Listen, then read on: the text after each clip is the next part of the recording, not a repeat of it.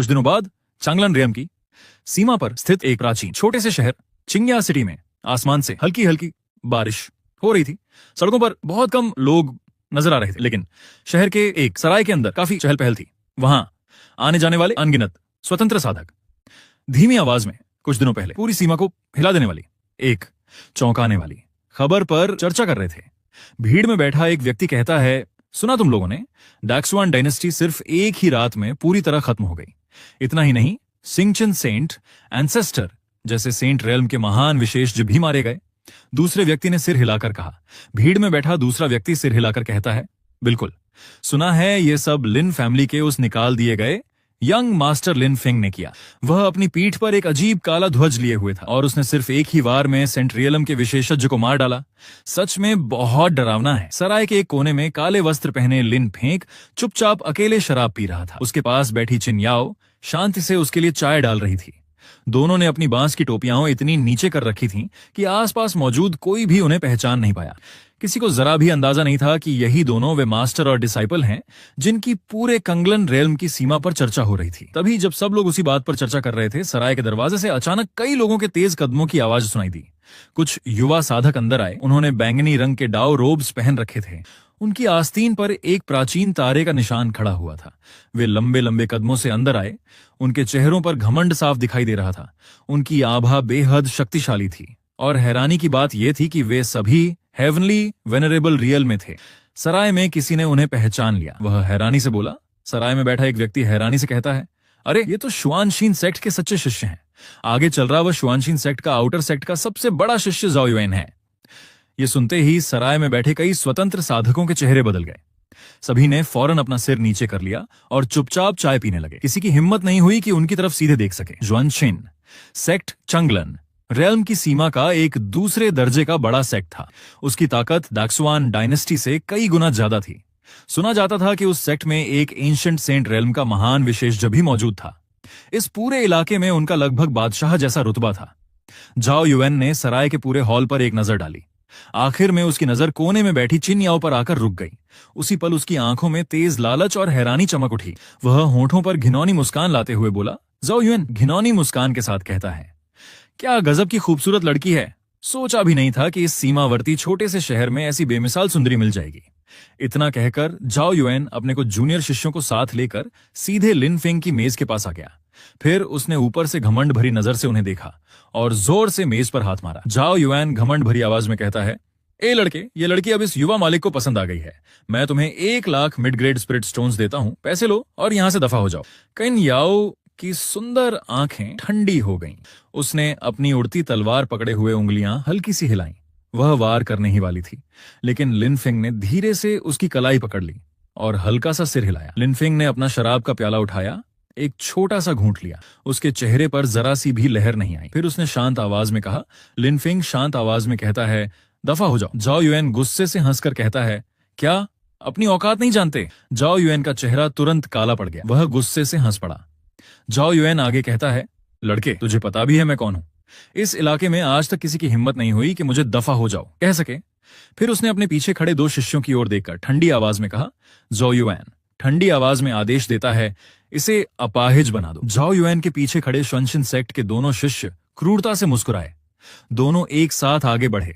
उनकी हथेलियों में भयंकर स्पिरिचुअल पावर इकट्ठा होने लगी। फिर उन्होंने पूरी ताकत से लिनफंग के दोनों कंधों पर वार कर दिया, लेकिन हमले का सामना करते हुए लिनफंग ने सिर तक नहीं उठाया। उसने बस अपने चाय के प्याले से उठती गर्म भाप पर हल्के से फूंक मारी। वो उसी पल शून्य में एक बहुत ही हल्की काली लहर उभर आई।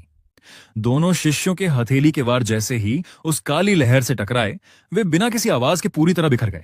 अगले ही पल समुद्र की लहरों जैसी भयानक शक्ति अचानक उन दोनों के सीने में फट पड़ी। शुआनशिन सेक्ट के दोनों शिष्य दर्द से चीखते हैं। उनकी दर्द भरी चीख गूंज उठी। दोनों मानो तोप के गोले की तरह उड़ गए। वे सराय की दीवार तोड़ते हुए सीधे बाहर कीचड़ भरी सड़क पर जा गिरे।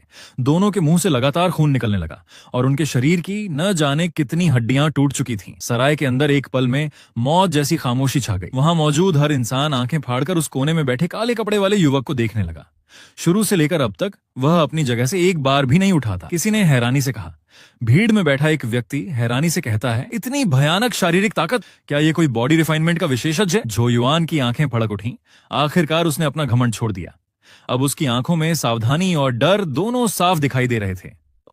उसने ठंडी आवाज में कहा, जाओ। युआन ठंडी आवाज में कहता है, लड़के, तूने शुआनशीन सेक्ट के लोगों पर हाथ उठाया है। अगर हिम्मत है तो अपना नाम बता। लिन फेंग धीरे धीरे अपना सिर उठाया। उसकी बांस की टोपी के नीचे छिपी गहरी आंखें अथाह खाई जैसी लग रही थीं। उनमें हड्डियां जमा देने वाली ठंडी चमक दिखाई दे रही थी। फिर उसने शांत स्वर में सिर्फ 2 शब्द कहे। लिन फेंग शांत स्वर में कहता है, लिन फेंग। जैसे ही ये 2 शब्द सराय में गूंजे, पूरा हॉल मानो बर्फीली आंधी से घिर गया। चारों तरफ तापमान अचानक गिर गया। सराय में बैठा एक व्यक्ति सदमे में चिल्लाकर कहता है, लिन फेंग, वह यही है, यही वह लिन फेंग है जिसने पूरे डैक्सुआन रॉयल फैमिली का सफाया कर दिया था। हे भगवान, ये वही किलिंग गॉड है। किसी की नजर कुर्सी के पीछे टंगे वन हुन शितियन बैनर पर पड़ी। उसे पहचानते ही उसका पूरा शरीर कांप उठा। उसके हाथ का शराब का प्याला सीधे जमीन पर गिर पड़ा। छन, वह टुकड़े टुकड़े हो गया। दूसरी तरफ झो युआन तो डर के मारे बुरी तरह सन्न रह गया। उसके दोनों पैर कमजोर पड़ गए। वह लगभग घुटनों के बल गिर ही पड़ा। एक बड़े सेक्ट का शिष्य होने के कारण उसे डैक्सुआन रॉयल कैपिटल में हुई घटना के बारे में पहले से पता था। एक ऐसा भयानक इंसान जो सेंट रियलम के विशेषज्ञ को भी बिना झिझक मार सकता था, उसे वह कैसे नाराज कर सकता था? झाओ युआन घबराकर फौरन घुटनों के बल बैठ गया।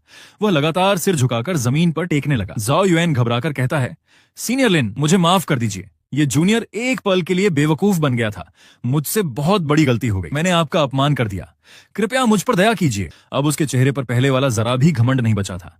वह पागलों की तरह लगातार सिर पटककर माफी मांगने लगा। उसका माथा लकड़ी के फर्श से बार बार टकरा रहा था। उसका माथा लकड़ी के फर्श से बार बार टकरा रहा था। हर बार एक भारी आवाज गूंज रही थी।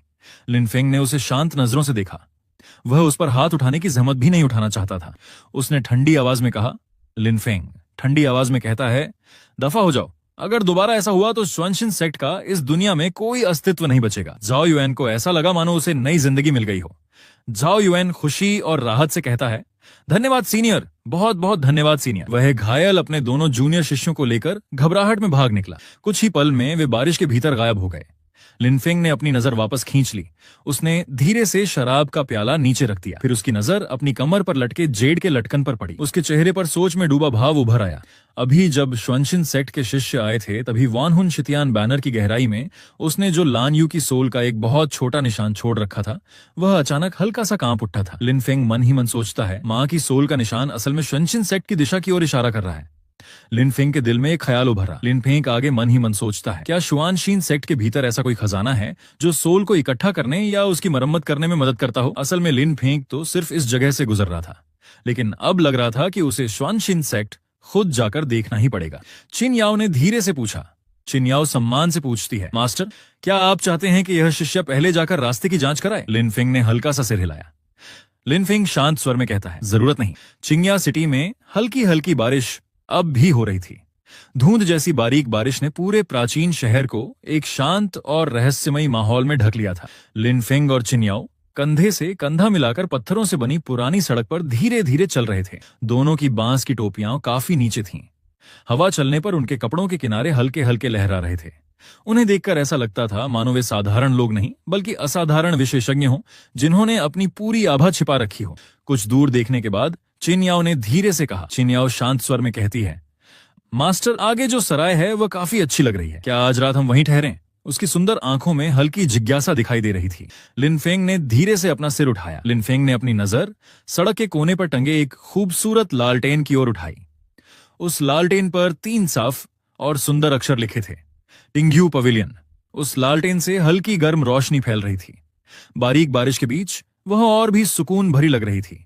लिन फेंग ने धीरे से कहा। लिन फेंग शांत स्वर में कहता है, ठीक है, आज यहीं आराम करेंगे। इतना कहकर वह चिन याओ को साथ लेकर सराय के अंदर चला गया। सराय का अंदरूनी हिस्सा काफी विशाल था। पूरा सजावट का अंदाज पुराने शानदार महलों जैसा था। वहां रखी मेजें और कुर्सियां उस बेहतरीन पर्पल सैंडलवुड से बनी हुई थीं। सब कुछ बहुत सलीके से सजाया गया था।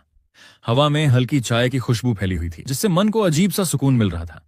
सराय का मालिक सफेद बालों वाला एक दयालु बूढ़ा आदमी था। वह काउंटर के पीछे बैठा हिसाब की किताब देख रहा था। जैसे ही उसने मेहमानों को अंदर आते देखा, वह फौरन अपना काम छोड़कर मुस्कुराते हुए उनके पास आ गया।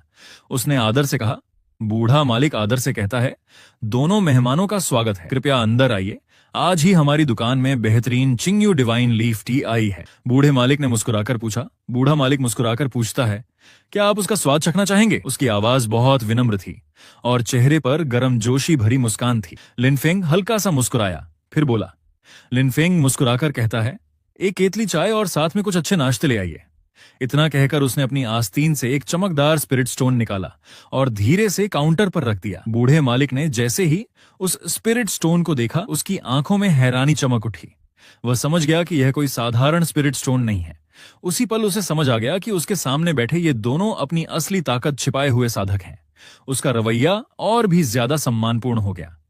वह झुककर बोला। बूढ़ा मालिक सम्मान से कहता है, ठीक है, दोनों मेहमान कृपया खिड़की के पास बैठ जाइए, वहां से नजरा सबसे अच्छा दिखाई देता है। चाय और नाश्ता अभी लेकर आता हूं। बूढ़ा मालिक खुद उन्हें रास्ता दिखाते हुए खिड़की के पास एक शांत बैठने की जगह तक ले गया। लिनफेंग और चिन्याओ ने अपने कपड़ों का किनारा हल्का सा संभाला, फिर दोनों शांति से अपनी जगह पर बैठ गए। लिनफेंग खिड़की के बाहर रेशम जैसी गिरती हल्की बारिश को शांत नजरों से देख रहा था। काफी समय बाद उसका मन थोड़ा हल्का हुआ। कुछ ही देर में एक गर्मा गर्म खुशबूदार चिंग्यू डिवाइन लीफ टी उनके सामने लाकर रख दी गई। उसके साथ कुछ छोटी और बेहद खूबसूरत मिठाइयां भी रखी गईं। वे मिठाइयां नौ जेड रैबिट और शुभ बादलों के आकार में बनाई गई थीं। वे इतनी साफ और चमकदार थीं कि मानो जेड से तराशी गई कलाकृतियां हों। उन्हें देखकर खाने का मन ही नहीं करता था। चिन्याओ की आंखें चमक उठीं। वह हैरानी से बोली। चिन्याओ हैरानी से कहती है, मास्टर, ये मिठाइयां कितनी सुंदर हैं। लिनफंग हल्का सा मुस्कुराया। उसने कहा। लिनफंग मुस्कुराकर कहता है, छक कर देखो, बाहर सैर करते समय हर वक्त खुद को तनाव में रखने की जरूरत नहीं होती। कभी कभी इस दुनिया की छोटी छोटी खुशियों का मजा भी लेना चाहिए। इतना कहकर उसने चाय का प्याला उठाया और ऊपर उठती गर्म भाप पर हल्के से फूंक मारी। उसकी आंखों में चिन्याओ के लिए हौसला और अपनापन साफ दिखाई दे रहा था। चिन्याओ ने आज्ञाकारी मुस्कान के साथ एक जेड रैबिट केक उठाया। उसने धीरे से उसका एक छोटा सा टुकड़ा खा लिया। उसी पल मिठास और खुशबू उसके मुंह में फैल गई। उसका ताजगी भरा स्वाद इतना अच्छा था कि उसकी भौहें खुशी से हल्की सी मुड़ गईं। उसके चेहरे पर एक मासूम और प्यारी मुस्कान खिल उठी। लिनफेंग उसे देखता रहा। उसके दिल में हल्की सी गर्माहट उभरी। पिछले 3 सालों में मुसीबत में पड़ने के बाद उसने बहुत अंधेरा और धोखा देखा था। अब उसके साथ ऐसी एक शिष्या थी जो दिल से उसका सम्मान करती थी। यह उसके लिए एक बड़ी तसल्ली थी। इसी तरह जब मास्टर और डिसिप्लिन इस शांत समय का आनंद ले रहे थे, तभी सराय के बाहर से अचानक काफी शोर सुनाई दिया। बेतरतीब कदमों की आवाज के साथ कुछ लोग बिना किसी परवाह के सराय के अंदर घुस आए। तभी एक भारी और थोड़ी बदसूरत आवाज पूरे हॉल में गूंजी। सराय में घुसा एक युवक ऊंची आवाज में कहता है, मालिक, सबसे अच्छी शराब और सबसे अच्छा खाना ले आओ। आज इस युवा मालिक की तरफ से सबको दावत है। उसकी आवाज ने सराय की पहले वाली शांति पूरी तरह तोड़ दी। लिनफेंग ने हल्का सा भौहें सिकोड़ ली, लेकिन उसने पीछे मुड़कर देखा भी नहीं। वह शांति से अपने चाय के प्याले से घूंट भरता रहा। जो अंदर आया था वह महंगे रेशमी कपड़े पहने एक युवा आदमी था। उसकी कमर पर कई जेड के लटकन लगे हुए थे। चलते समय वे लगातार खनखनाने की आवाज कर रहे थे। ऊपर से वह अमीर लग रहा था, लेकिन उसकी आभा बेहद बिखरी हुई थी। उसके पीछे कुछ चापलूस नौकर भी चल रहे थे। सबके चेहरों पर घमंड था, मानो वे चाहते हो कि हर कोई उनकी पहचान जान जाए। उस युवक का नाम लियू रुफेंग था। वह चिंग्या सिटी के एक छोटे परिवार का युवा मालिक था। अपने परिवार की थोड़ी बहुत ताकत के भरोसे वह हमेशा लोगों पर रोब जमाता और दादागिरी करता फिरता था। लियू रुफेंग ने पूरे सराय में एक नजर घुमाई, लेकिन जैसे ही उसकी नजर खिड़की के पास बैठी किन्याओं पर पड़ी, वह वहीं का वहीं रुक गया। उसकी छोटी छोटी आंखों में तेज हैरानी और लालच भर गया। वह अपने आप से बुदबुदाया। लियू रुफेंग मन ही मन बुदबुदाते हुए कहता है, कमाल, सच में कमाल है। लियू रुफेंग आगे मन ही मन कहता है, इस छोटे से सीमावर्ती शहर में इतनी खूबसूरत और अलग लड़की मिल जाएगी, सोचा भी नहीं था। लियू रुफेंग के हाथ में जो पंखा था वह चलना बंद हो गया। वह पूरी तरह मोहित हो चुका था। उसके पास खड़े एक नौकर ने फौरन चापलूसी करते हुए कहा। लियू फैमिली का एक नौकर चापलूसी भरे स्वर में कहता है, युवा मालिक, आपकी किस्मत सच में बहुत अच्छी है। इस युवती का स्वभाव और रूप दोनों बहुत अलग हैं। अगर इसे हवेली में ले आए तो वह जगह और भी रोशन हो जाएगी। बाकी नौकर भी तुरंत उसकी हाँ में हाँ मिलाने लगे। उनकी हर बात में सिर्फ चापलूसी ही भरी हुई थी। लियू रुफेंग ने अपने कपड़े ठीक किए, फिर अपने आप को बहुत आकर्षक दिखाने की कोशिश करते हुए सीधे लिनफेंग की मेज तक आ गया। उसने मुस्कुराकर चिन्याओ से कहा। लियू रुफेंग बनावटी मुस्कान के साथ कहता है, देवी जी, मेरा नाम लियू रुफेंग है। मैं लियू फैमिली से हूँ। क्या मैं आपका नाम जान सकता हूँ? और क्या आप मेरे साथ एक प्याला पीना पसंद करेंगी? पूरी बातचीत के दौरान उसने पास बैठे लिनफेंग को पूरी तरह नजरअंदाज कर दिया। उसकी नजर शुरू से अंत तक सिर्फ चिन्याओ पर टिकी रही। उसके चेहरे की मुस्कान बेहद बनावटी थी। चिन्याओ ने पलक तक नहीं झपकाई। वह पहले की तरह शांति से अपने स्पिरिट टी का स्वाद लेती रही। मानो उसके सामने खड़ा आदमी सिर्फ हवा हो। लियू रूफेंग ने यह देखा तो उसका चेहरा तुरंत उतर गया। चिंग्या सिटी में आज तक किसी भी लड़की ने उसकी इतनी बेइज्जती नहीं की थी। उसने ठंडी आवाज में कहा, लियू रूफेंग ठंडी आवाज में कहता है, लड़की इतना घमंड अच्छा नहीं होता। इस युवा मालिक की नजर तुम पर पड़ी है, ये तुम्हारी कई जन्मों की किस्मत है। शराब खुशी से पी लो, वरना सजा वाली शराब पीनी पड़ेगी। उसकी आवाज और ठंडी हो गई। उसकी आंखों में गुस्सा साफ दिखाई देने लगा। उसके पीछे खड़े कई नौकर फौरन आगे बढ़ाए।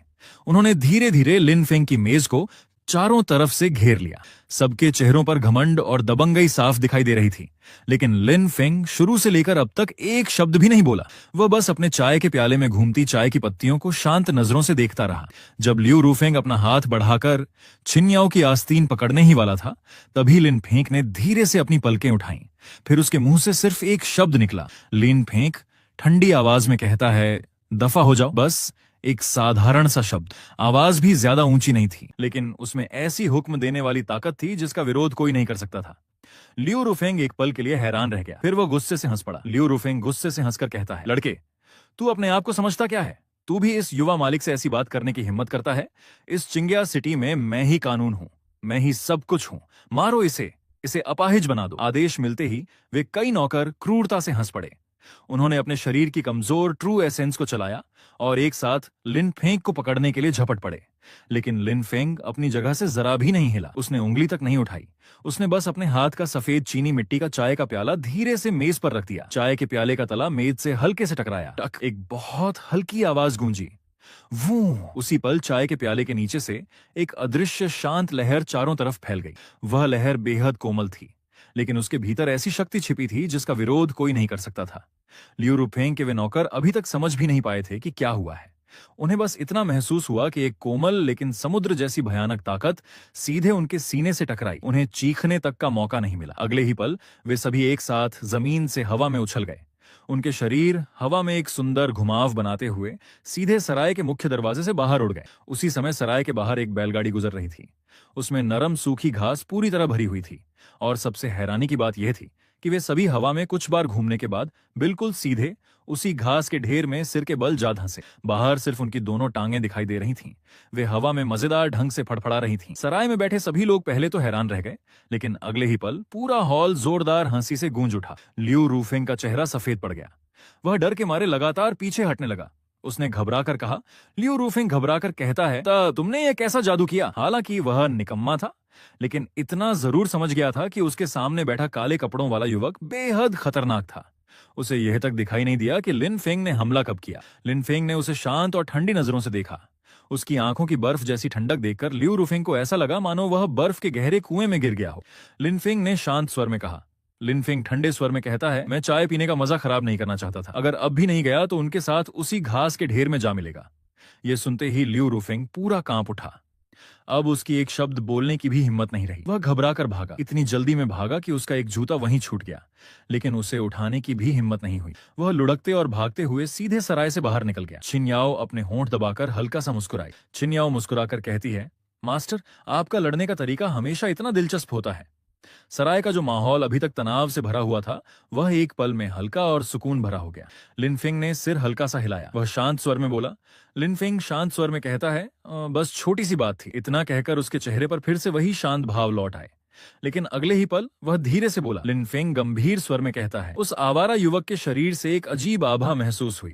ये सुनते ही चिन्याओ का चेहरा गंभीर हो गया। उसने पूछा। चिन्याओ गंभीर स्वर में पूछती है, अजीब आभा? मास्टर, आपका मतलब? लिन फेंग ने धीरे से कहा। लिन फेंग शांत स्वर में कहता है, हाँ, उसके कपड़ों के किनारे पर एक खास खुशबू लगी हुई थी। वह नेटर एंशिएंट इंसेंस की खुशबू थी। उसे बनाना बहुत मुश्किल होता है। आमतौर पर सिर्फ हेवन सीजिंग टेक्निक का अभ्यास करने वाले लोग ही उसका इस्तेमाल करते हैं। ये कहते समय लिन फेंग की आंखों में तेज चमक उभरी। उसने सोचते हुए कहा। लिन फेंग मन ही मन सोचता है, क्या इस चिंग्या सिटी में भी डुओथियन हॉल के लोग मौजूद हैं? ये सुनते ही चिन्याओ चौंक गई। अनजाने में उसका हाथ कमर पर लटकी तलवार की मूठ पर जा टिका।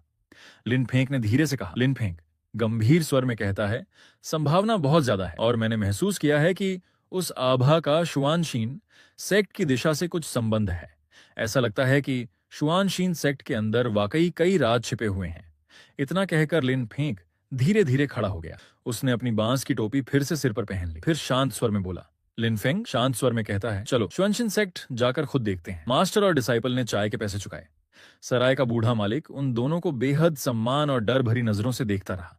इसके बाद दोनों चुपचाप सराय से बाहर निकल गए और पूरे आसमान में हो रही हल्की बारिश में गायब हो गए। ज्वनशीन सेक्ट चिंग्या सिटी के पीछे मौजूद तैरते हुए पर्वतों पर स्थित था। पूरी पर्वत श्रृंखला हल्के बैंगनी कोहरे से ढकी हुई थी। पहाड़ों पर अजीब आकार के पुराने चीड़ के पेड़ और विशाल चट्टानें हर तरफ दिखाई दे रही थीं। समय समय पर अमर सारस उड़ते हुए आवाज निकालते थे। ऊपर से वह जगह किसी धर्मपरायण अमर संप्रदाय की आवाज जैसी लगती थी, लेकिन लिन फेंग ने तुरंत महसूस कर लिया कि उस शांत बैंगनी कोहरे के पीछे पूरे पर्वत की स्पिरिट वेन का प्रवाह बेहद अस्वाभाविक था। लिन फेंग ने अपनी नजरें सिकोड़ लीं। उसे ऐसा महसूस हुआ मानो कोई छिपकर पूरे पर्वत की स्पिरिट वेन से लगातार स्पिरिट ची खींच रहा हो। उसने धीरे से कहा, लिन फेंग गंभीर स्वर में कहता है, चलो स्टारगेजिंग पाथ से ऊपर चलते हैं। इतना कहकर वह किन्याओं को साथ लेकर शुआनशीन सेक्ट की ओर जाने वाले पुराने पत्थर के रास्ते पर चल पड़ा। रास्ते के दोनों ओर अजीब चमकती हुई काई उगी हुई थी। उसकी हल्की रोशनी ने पूरे पहाड़ी रास्ते को जगमगा दिया था। एक तरफ गहरी खाई थी जहां एक विशाल झरना आकाश गंगा की तरह ऊपर से नीचे गिर रहा था। उसकी गर्जना पूरे इलाके में गूंज रही थी। पानी की बूंदों से उठती धुंध में 7 रंगों की रोशनी चमक रही थी। पूरा दृश्य बेहद सुंदर था। रास्ते में समय समय पर कुछ घूमने वाले कल्टीवेटर्स और युवा मार्शल आर्टिस्ट्स भी दिखाई देते थे। सभी बहुत उत्साहित नजर आ रहे थे। वे किसी बड़ी घटना की चर्चा कर रहे थे। एक युवा मार्शल आर्टिस्ट अपने साथी से बोला। एक युवा मार्शल आर्टिस्ट उत्साह से कहता है, सुना है आज श्वनशिन सेक्ट का 3 साल में एक बार होने वाला हर्ब गैदरिंग सेरेमोनी है। अगर कोई परीक्षा पास कर ले तो वह संप्रदाय का नाम मात्र का शिष्य बन सकता है। ये तो जिंदगी बदल देने वाला मौका है, दूसरा युवा बोला। दूसरा युवा मार्शल आर्टिस्ट उत्साह से कहता है, हाँ, और सुना है आज के समारोह में संप्रदाय एक प्राचीन खजाना भी दिखाएगा। उसका नाम शिंग्युआन जेड ड्यू है। वह सोल को पालन पोषण देने वाला बेमिसाल खजाना है। उसने हैरानी से जीभ ठकटकाई। लिन फेंग पीछे चलते हुए उनकी पूरी बात सुन रहा था।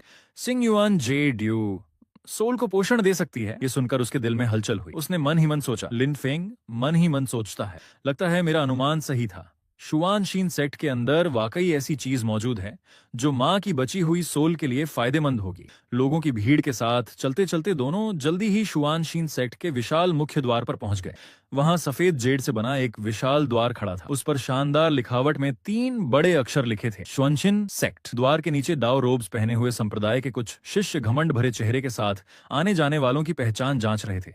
उनमें से एक ऊंची आवाज में बोला, शुआनशीन सेक्ट का एक शिष्य ऊंची आवाज में घोषणा करता है, जो भी समारोह में भाग लेना चाहता है वह प्रति व्यक्ति 1000 मिड ग्रेड स्पिरिट स्टोन्स जमा करे या कम से कम 100 साल पुरानी एक स्पिरिट हर्ब जमा करो, वरना अंदर जाने की इजाजत नहीं मिलेगी। द्वारपाल शिष्य ऊंची आवाज में चिल्लाकर कहता है, या कम से कम 100 साल पुरानी एक स्पिरिट हर्ब जमा करो, वरना अंदर जाने की इजाजत नहीं मिलेगी। उसके चेहरे पर स्पष्ट बेसब्री दिखाई दे रही थी। लिन फेंग शांत चेहरे के साथ आगे बढ़ने ही वाला था, तभी पास से एक अजीब सा छोटा डाओइस्ट चलकर आया। वह लगभग 16-17 साल का था। उसका गोल चेहरा और बड़े कान थे। उसकी दोनों आंखें लगातार इधर उधर घूम रही थीं। वह काफी चालाक लग रहा था। उसने एक पुराना और फीका पड़ चुका डाउरोब पहना हुआ था। उसकी पीठ पर एक बहुत बड़ा औषधियों का टोकरा बंधा हुआ था, जिसमें हर तरह की जड़ी बूटियां भरी हुई थीं। वह जल्दी से द्वारपाल शिष्यों के पास गया। दोनों हाथ जोड़कर विनती करते हुए बोला। युआनतोंग हाथ जोड़कर विनती करते हुए कहता है, अरे बड़े भाइयों, जरा रहम कीजिए, मैं युआनतोंग हूँ। इस बार बहुत सारी अच्छी जड़ी बूटियां लाया हूँ, मुझे अंदर जाने दीजिए। उसके चेहरे पर चापलूसी भरी मुस्कान थी और उसका हाव भाव काफी मजेदार लग रहा था। द्वारपाल शिष्य ने उसे नापसंदगी से देखा। उसने अपनी तलवार की म्यान से युआनतोंग की पीठ पर लटके टोकरे को हल्का सा उलट पलट कर देखा, फिर नाक सिकोड़कर बोला। द्वारपाल शिष्य तिरस्कार भरे स्वर में कहता है, ये सब बेकार जंगली घास फूस है, इन्हें देकर हमें बेवकूफ बनाना चाहता है। अगर स्पिरिट स्टोन्स नहीं है तो जल्दी दफा हो जा, पीछे खड़े मेहमानों का रास्ता मत रोक। युआनतोंग का छोटा सा चेहरा तुरंत उतर गया। वह बेहद उदास दिखने लगा। जैसे ही वह निराश होकर वापस मुड़ने वाला था, तभी एक लंबा गोरा हाथ धीरे से उसके कंधे पर आकर रुक गया। एक शांत आवाज सुनाई दी। लिन फेंग शांत स्वर में कहता है, इसके स्पिरिट स्टोन्स में दे देता हूं। फिर उसने उंगली हल्की सी हिलाई। 2 चमचमाते हाई ग्रेड स्पिरिट स्टोन्स हवा में एक सुंदर घुमाव बनाते हुए सीधे द्वारपाल शिष्य की बाहों में आ गिरे। उन्हें देखते ही उस द्वारपाल शिष्य का रवैया पूरी तरह बदल गया। उसके चेहरे पर तुरंत बड़ी सी मुस्कान आ गई। वह जल्दी से झुककर बोला। द्वारपाल शिष्य सम्मान से कहता है, अरे दोनों सम्मानित मेहमान, कृपया अंदर आइए। युआनतोंग एक पल के लिए हैरान रह गया। वह अविश्वास से लिन फेंग को देखने लगा, फिर उसके चेहरे पर खुशी छा गई। वह बार बार झुककर प्रणाम करते हुए बोला। युआनतोंग खुशी से कहता है, बहुत बहुत धन्यवाद दाओ फ्रेंड। नहीं नहीं सीनियर, आपका यह उपकार मैं युआनतोंग जिंदगी भर नहीं भूलूंगा। लिन फेंग हल्का सा मुस्कुराया। फिर शांत स्वर में बोला। लिनफेंग मुस्कुराकर कहता है, कोई बात नहीं, मिलना भी एक किस्मत की बात है। इतना कहकर लिनफेंग छिन्याओ को साथ लेकर पहाड़ी द्वार के अंदर चला गया। युआनतोंग भी खुशी खुशी उन दोनों के पीछे ऐसे चल पड़ा मानो उनकी पूंछ बन गया हो। चलते चलते वह उत्साह से पूछने लगा। युआनतोंग उत्साह से पूछता है, सीनियर, क्या आप दोनों भी इस हर्ब गैदरिंग सेरेमनी में भाग लेने आए हैं? आप दोनों की आभा देखकर लगता है आप कोई साधारण लोग नहीं हैं। पूरे रास्ते युआनतोंग का मुंह लगातार चलता रहा। वह बड़े उत्साह से शुआनशीन सेक्ट की हर दिलचस्प बात बताता गया। हालांकि ऊपर से वह थोड़ा चालाक लगता था, लेकिन उसका दिल काफी सीधा था। उसने रास्ते भर लिनफेंग को कई काम की जानकारियां दी। युआनतोंग के अनुसार हाल के कुछ समय से शुआनशिन सेक्ट में काफी अजीब बदलाव आए थे। पहले बहुत दयालु स्वभाव वाले सेक्ट मास्टर शुआनशिंगजी कई महीनों से एकांत साधना में थे। वह अब तक बाहर नहीं आए थे। अब पूरे संप्रदाय की सत्ता ग्रेट एल्डर कुमू दाओइस्ट के हाथों में आ गई थी। ये कुमू दाओइस्ट बेहद सख्त और दबंग स्वभाव का था। उसने कई ऐसे प्रोटेक्टर्स भर्ती किए थे जिनकी पहचान किसी को नहीं थी। इसी वजह से पूरे शुआनशीन सेक्ट में हर कोई डरा हुआ था। लिनफेंग ने इन सभी जानकारियों को चुपचाप अपने मन में याद कर लिया। लिनफेंग की आंखों में ठंडापन और भी गहरा हो गया। उसने मन ही मन सोचा। लिनफेंग मन ही मन सोचता है, लगता है मेरा अनुमान सही था। शुआनशिन सेक्ट के अंदर साफ तौर पर दुओतियन हॉल की ताकत घुस चुकी है। कुछ ही देर बाद सभी लोग समारोह के विशाल मैदान में पहुंच गए। वह पूरा मैदान सफेद जेड पत्थरों से बना हुआ था। मैदान के बीचों बीच एक ऊंचा मंच बना था। उस मंच पर एक विशाल कांसे का कड़ाहा रखा हुआ था। उसके अंदर से हल्की हल्की औषधियों की खुशबू लगातार निकल रही थी। जो भी उसे सूंघता उसका मन और शरीर तुरंत ताजगी से भर जाता। इस समय मैदान में सैकड़ों नहीं बल्कि हजारों मार्शल आर्टिस्ट इकट्ठा थे। हर कोई उत्साह से भरा हुआ था। सब बेसब्री से परीक्षा शुरू होने का इंतजार कर रहे थे। तभी भीड़ में से किसी ने जोर से चिल्लाकर कहा। भीड़ में खड़ा एक व्यक्ति उत्साह से चिल्लाकर कहता है, देखो, ग्रेट एल्डर कुमू दाओइस्ट आ गए। भीड़ में तुरंत हलचल मच गई। लिनफेंग ने उस दिशा में देखा। एक रास्ते से धीरे धीरे एक बूढ़ा आदमी बाहर आ रहा था। उस बूढ़े आदमी का चेहरा सूखा और दुबला था। उसकी आंखें अंदर की ओर धंसी हुई थीं। उसके पूरे शरीर से ठंडी और डरावनी आभा निकल रही थी। वह जंगल में घूमने वाले किसी दुष्ट प्रेत जैसा लग रहा था। कुमू दाओइस्ट के पीछे कुछ युवा शिष्य भी चल रहे थे। उनकी आभा काफी शक्तिशाली थी और हर एक के चेहरे पर घमंड साफ दिखाई दे रहा था। उन्हीं में से एक वह भी था जिसे लिनफेंग ने कुछ देर पहले सराय में सबक सिखाया था, लियू रूफेंग। अब उसने संप्रदाय का सुंदर शिष्य वस्त्र पहना हुआ था। वह एक इनर सेक्ट के सीनियर शिष्य के पीछे चापलूसी भरे चेहरे के साथ चल रहा था। उस सीनियर शिष्य का चेहरा बिल्कुल ठंडा था। उसकी पीठ पर चांदी जैसी सफेद एक लंबी तलवार बंधी हुई थी। उसका व्यक्तित्व बेहद प्रभावशाली था। तभी लियू रूफेंग ने उसकी ओर इशारा करते हुए कहा। लियू रूफेंग चापलूसी भरे स्वर में कहता है, सीनियर ब्रदर, वही आदमी है। सराय में इसी ने किसी अजीब जादू से हमारे लियू फैमिली के लोगों को घायल कर दिया था और इसने शुआनशिन सेक्ट की बेइज्जती भी की थी। इतना कहकर लियू रूफेंग ने अचानक अपना हाथ उठाया और भीड़ में खड़े लिनफेंग की ओर उंगली दिखाते हुए जोर से चिल्लाया। उसकी आंखों में नफरत और बदले की खुशी भरी हुई थी। जैसे ही उसने यह कहा, ऊंचे मंच पर खड़े सभी लोगों की नजर एक साथ लिनफेंग की ओर मुड़ गई। अभी तक शोर से भरा पूरा मैदान एक पल में पूरी तरह शांत हो गया। लिनफेंग का चेहरा पहले की तरह शांत था। वह अपनी जगह पर चुपचाप खड़ा रहा, मानो उसे हजारों नजरों से कोई फर्क नहीं पड़ता हो। उसके पास खड़ी चिनियाओं की आंखें बर्फ जैसी ठंडी हो गईं। उसका एक हाथ धीरे से कमर पर लटकी तलवार की मूठ पर जा टिका। बस लिनफेंग के एक इशारे का इंतजार था और वह तुरंत कत्लेआम शुरू कर देती। कुमू दाओइस्ट ने ठंडी नजरों से एक बार लिनफेंग को देखा। फिर उसने बिना किसी दिलचस्पी के अपनी नजर हटा ली, मानो उसकी नजर में लिनफेंग सिर्फ एक ऐसी चींटी था जिसे वह कभी भी कुचल सकता था। उसने शांत स्वर में आदेश दिया। कुमू दाओइस्ट ठंडी आवाज में आदेश देता है, लेंग फेफन, जाकर इस मामले को सुलझाओ। कुछ अंधे लोग आज के समारोह का मजा खराब न करें। कुमू दाओइस्ट की आवाज बिल्कुल सपाट थी। लेंग फाइफन सम्मान से कहता है, जी मास्टर। पीठ पर चांदी जैसी सफेद तलवार बांधे उस युवक ने आदेश स्वीकार किया। अगले ही पल उसका शरीर एक चांदी की रोशनी में बदल गया और पलक झपकते ही वह लिनफेंग के सामने आकर उतर गया। उस युवक का नाम लेंग फेफन था। वह शुआनशिन सेक्ट की युवा पीढ़ी का सबसे प्रतिभाशाली शिष्य था। कम उम्र में ही उसकी ताकत हेवनली वेनेरेबल रियल लेट स्टेज तक पहुंच चुकी थी।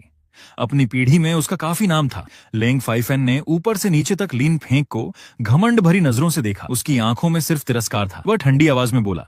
लेंग फेफान ठंडी आवाज में कहता है, तो तू ही है जिसने हमारे शुआनशिन सेक्ट के नाम मात्र के शिष्यों को घायल किया था और इतनी बड़ी बड़ी बातें करने की हिम्मत भी रखता है। आज संप्रदाय का बड़ा समारोह है। मैं यहां खून नहीं बहाना चाहता। अगर अभी अपनी कल्टीवेशन खुद नष्ट कर दे और घुटनों के बल बैठकर जूनियर ब्रदर ल्यू से माफी मांगते हुए सिर झुका दे तो शायद तेरी कुत्ते जैसी जान बच जाए। लिन फंग ने लिंग फेफन की घमंड से भरी शक्ल को देखा। उसके होठों पर हल्की सी मुस्कान उभर आई, लेकिन उसने कोई जवाब नहीं दिया। वह मुड़ा और अपने पास खड़ी चिन्याओ की ओर देखकर शांत स्वर में पूछा। लिनफेंग शांत स्वर में कहता है, चिन्याओ तुम्हें क्या लगता है इस आदमी की ताकत कैसी है? उसकी आवाज इतनी शांत थी मानो वह किसी बहुत छोटी सी बात पर चर्चा कर रहा हो। चिन्याओ ने आदर से हल्का सा झुककर उत्तर दिया। चिन्याओ सम्मान से कहती है, मास्टर मेरी राय में इसकी आभा अस्थिर है, इसकी नींव भी मजबूत नहीं है। इसकी ताकत बस दवाइयों के सहारे जबरदस्ती बढ़ाई गई है। ये सिर्फ एक झूठा रेल्म है। इसे हराने के लिए मुझे सिर्फ 3 वार ही काफी है। बदतमीज! यह सुनते ही लिंग फेफान का चेहरा गुस्से से हरा पड़ गया। वह श्वनशिन सेक्ट का सबसे प्रतिभाशाली युवा था। अब तक हर कोई उससे बहुत सम्मान से बात करता था। उसने कभी भी ऐसी बेइज्जती नहीं झेली थी, और सबसे बड़ी बात यह थी कि उसकी बेइज्जती उससे भी कम उम्र की दिखने वाली एक युवती ने की थी। लिंग फेफन गुस्से से हंस पड़ा। उसने ठंडी आवाज में कहा। लिंग फेफन ठंडी आवाज में कहता है, अच्छा आज मैं तुम्हारे मास्टर की तरफ से तुम जैसी आसमान जमीन का फर्क न जानने वाली लड़की को अच्छा सबक सिखाऊंगा। छन्न! एक तेज आवाज गूंजी। उसकी पीठ पर बंधी चांदी जैसी सफेद लंबी तलवार एक पल में म्यान से बाहर निकल आई। अगले ही पल उसने अनगिनत तेज चांदी जैसी सोडछी छोड़ दी। वे सीधे चिन याओ की ओर टूट पड़ी। चारों तरफ सोडछी गूंज उठी। जमीन पर पड़े पत्थर तेज हवा से चारों ओर उड़ने लगे। आसपास खड़े सभी मार्शल आर्टिस्ट्स डर के मारे जल्दी जल्दी पीछे हट गए। उन्हें डर था कि कहीं यह भयानक सोडछी उन्हें भी घायल न कर दे। लेकिन चिन याओ के चेहरे पर जरा सा भी घबराहट नहीं थी। वह धीरे से एक कदम आगे बढ़ी। उसकी चाल पहले की तरह शांत और सुंदर थी। फिर उसने धीरे से आवाज लगाई। चिन याओ शांत स्वर में कहती है, आइस स्पिरिट, मेरी पुकार सुनो। इतना कहकर उसने अपनी जेड जैसी उंगली से हवा में हल्का सा इशारा किया। अचानक आसमान में एक बेहद शुद्ध बर्फीली नीली रोशनी उभर आई। अगले ही पल शुद्ध बर्फ के क्रिस्टलों से बनी एक खूबसूरत कमल की कली धीरे धीरे खिलने लगी। वह कमल दिखने में बहुत नाजुक था, लेकिन उसमें से ऐसी हड्डियां जमा देने वाली ठंड निकल रही थी कि उसे महसूस करके रूह तक कांप उठे। कड़क कड़क! लिंग फेफान की चारों ओर फैली अनगिनत चांदी जैसी सोडछी जैसे ही उस बर्फीले कमल की ठंडी आभा से टकराई, वैसे ही मानो पानी की भाप अत्यधिक ठंड से टकरा गई हो। एक पल में सारी सोडछी हवा में ही जम गई और एक एक करके खूबसूरत बर्फ की मूर्तियों में बदल गई।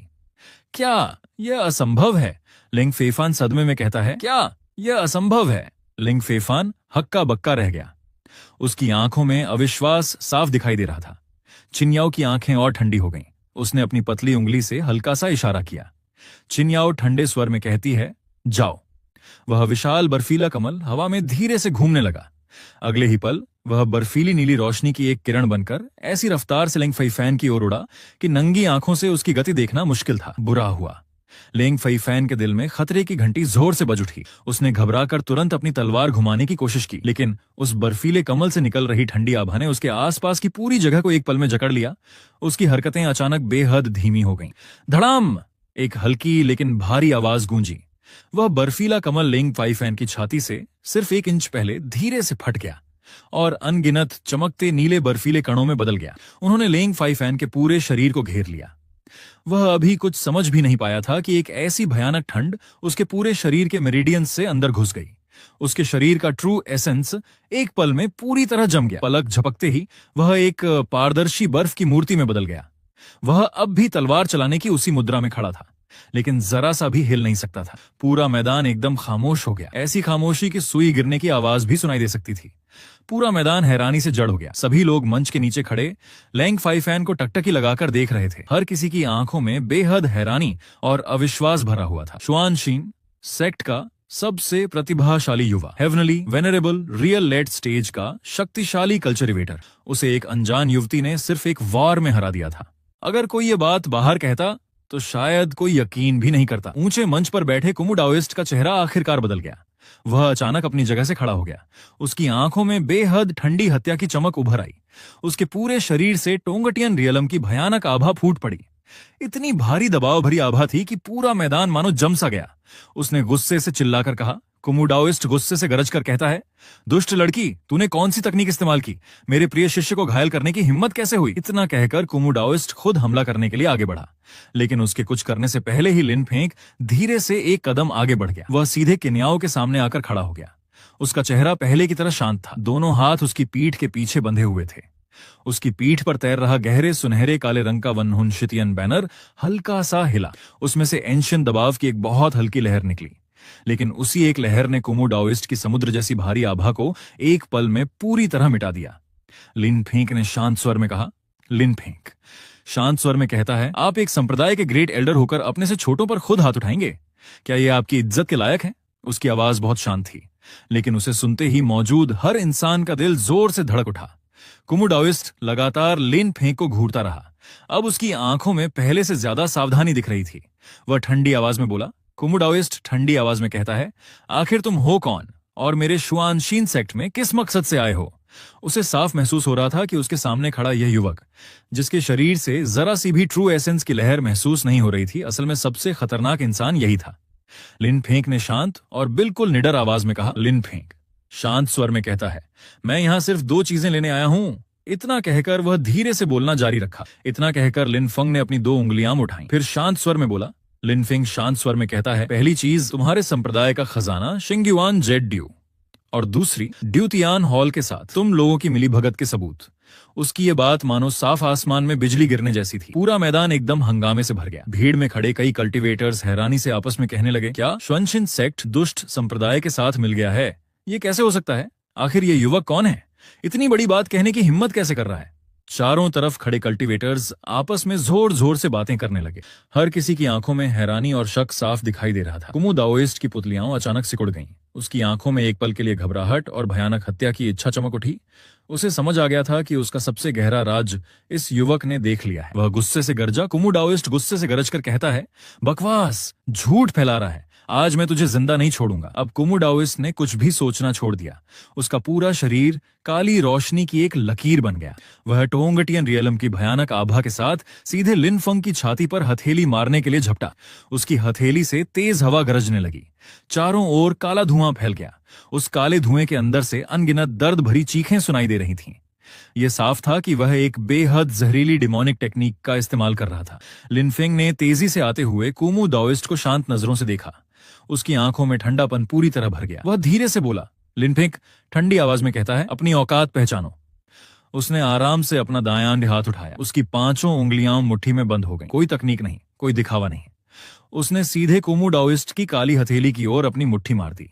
ये देखकर मंच के नीचे खड़े किसी ने हैरानी से चीख कर कहा। भीड़ में खड़ा एक मार्शल आर्टिस्ट हैरानी से चिल्लाकर कहता है, क्या ये पागल हो गया है? ये अपने शरीर से सीधे टोंगटियन रेल्म के हमले को रोकना चाहता है। लेकिन अगले ही पल जो हुआ, उसने वहां मौजूद हर इंसान की समझ पूरी तरह बदल दी। धड़ाम, एक भयंकर धमाका आसमान में गूंज उठा। भयानक हवा की लहर तूफान की तरह चारों ओर फैल गई। उसके झटके से मैदान के चारों तरफ लगे सफेद जेड पत्थरों के सभी स्तंभ टूटकर बिखर गए। सभी लोगों की हैरान नजरों के सामने कुमू डाओइस्ट की वह काली हथेली, जो अजय लग रही थी, जैसे ही लिन फेंक की मुट्ठी से टकराई वैसे ही कागज की तरह टूटकर बिखर गई। इतना ही नहीं, एक प्राचीन दैत्य जैसी भयानक ताकत लिन फेंक की मुट्ठी से सीधे कुमू दाओइस्ट की बाह में समा गई। फुट! कुमू दाओइस्ट के मुंह से खून उछल पड़ा। उसका पूरा शरीर कटे हुए पंखों वाले पक्षी की तरह उड़ता हुआ पीछे जा गिरा। धड़ाम! वह सीधे मंच पर रखे विशाल कांसे के कड़ाहे से टकराया। जोरदार आवाज के साथ उस कड़ाहे में एक बड़ा गड्ढा पड़ गया। कुमू डाओइस्ट जमीन पर गिर पड़ा। उसकी पूरी दाहिनी बांह अजीब तरीके से मुड़ चुकी थी। उसकी आंखों में सिर्फ डर और अविश्वास बचा था। वह कांपती आवाज में बोला। कुमू डाओइस्ट डरते हुए कहता है, तुम्हारा शरीर इतना शक्तिशाली कैसे हो सकता है? तुम आखिर कौन हो? कुमू डाओइस्ट की आवाज कांप रही थी। उसके चेहरे पर अब पहले जैसी शांत और महान कल्चरिवेटर वाली गरिमा जरा भी नहीं बची थी। लिन फेंक ने धीरे से अपनी मुट्ठी वापस खींच ली। उसका चेहरा अब भी शांत था। वह हल्की आवाज में बोला। लिन फेंग शांत स्वर में कहता है, मैं कौन हूं? तुम्हें तो काफी पहले ही समझ जाना चाहिए था। इतना कहकर उसने अपनी उंगली हल्की सी घुमाई। अगले ही पल उसके पीछे तैर रहा वनहुन शितियन बैनर सीधे आसमान की ओर उड़ गया। पलक झपकते ही वह सैकड़ों फुट विशाल हो गया।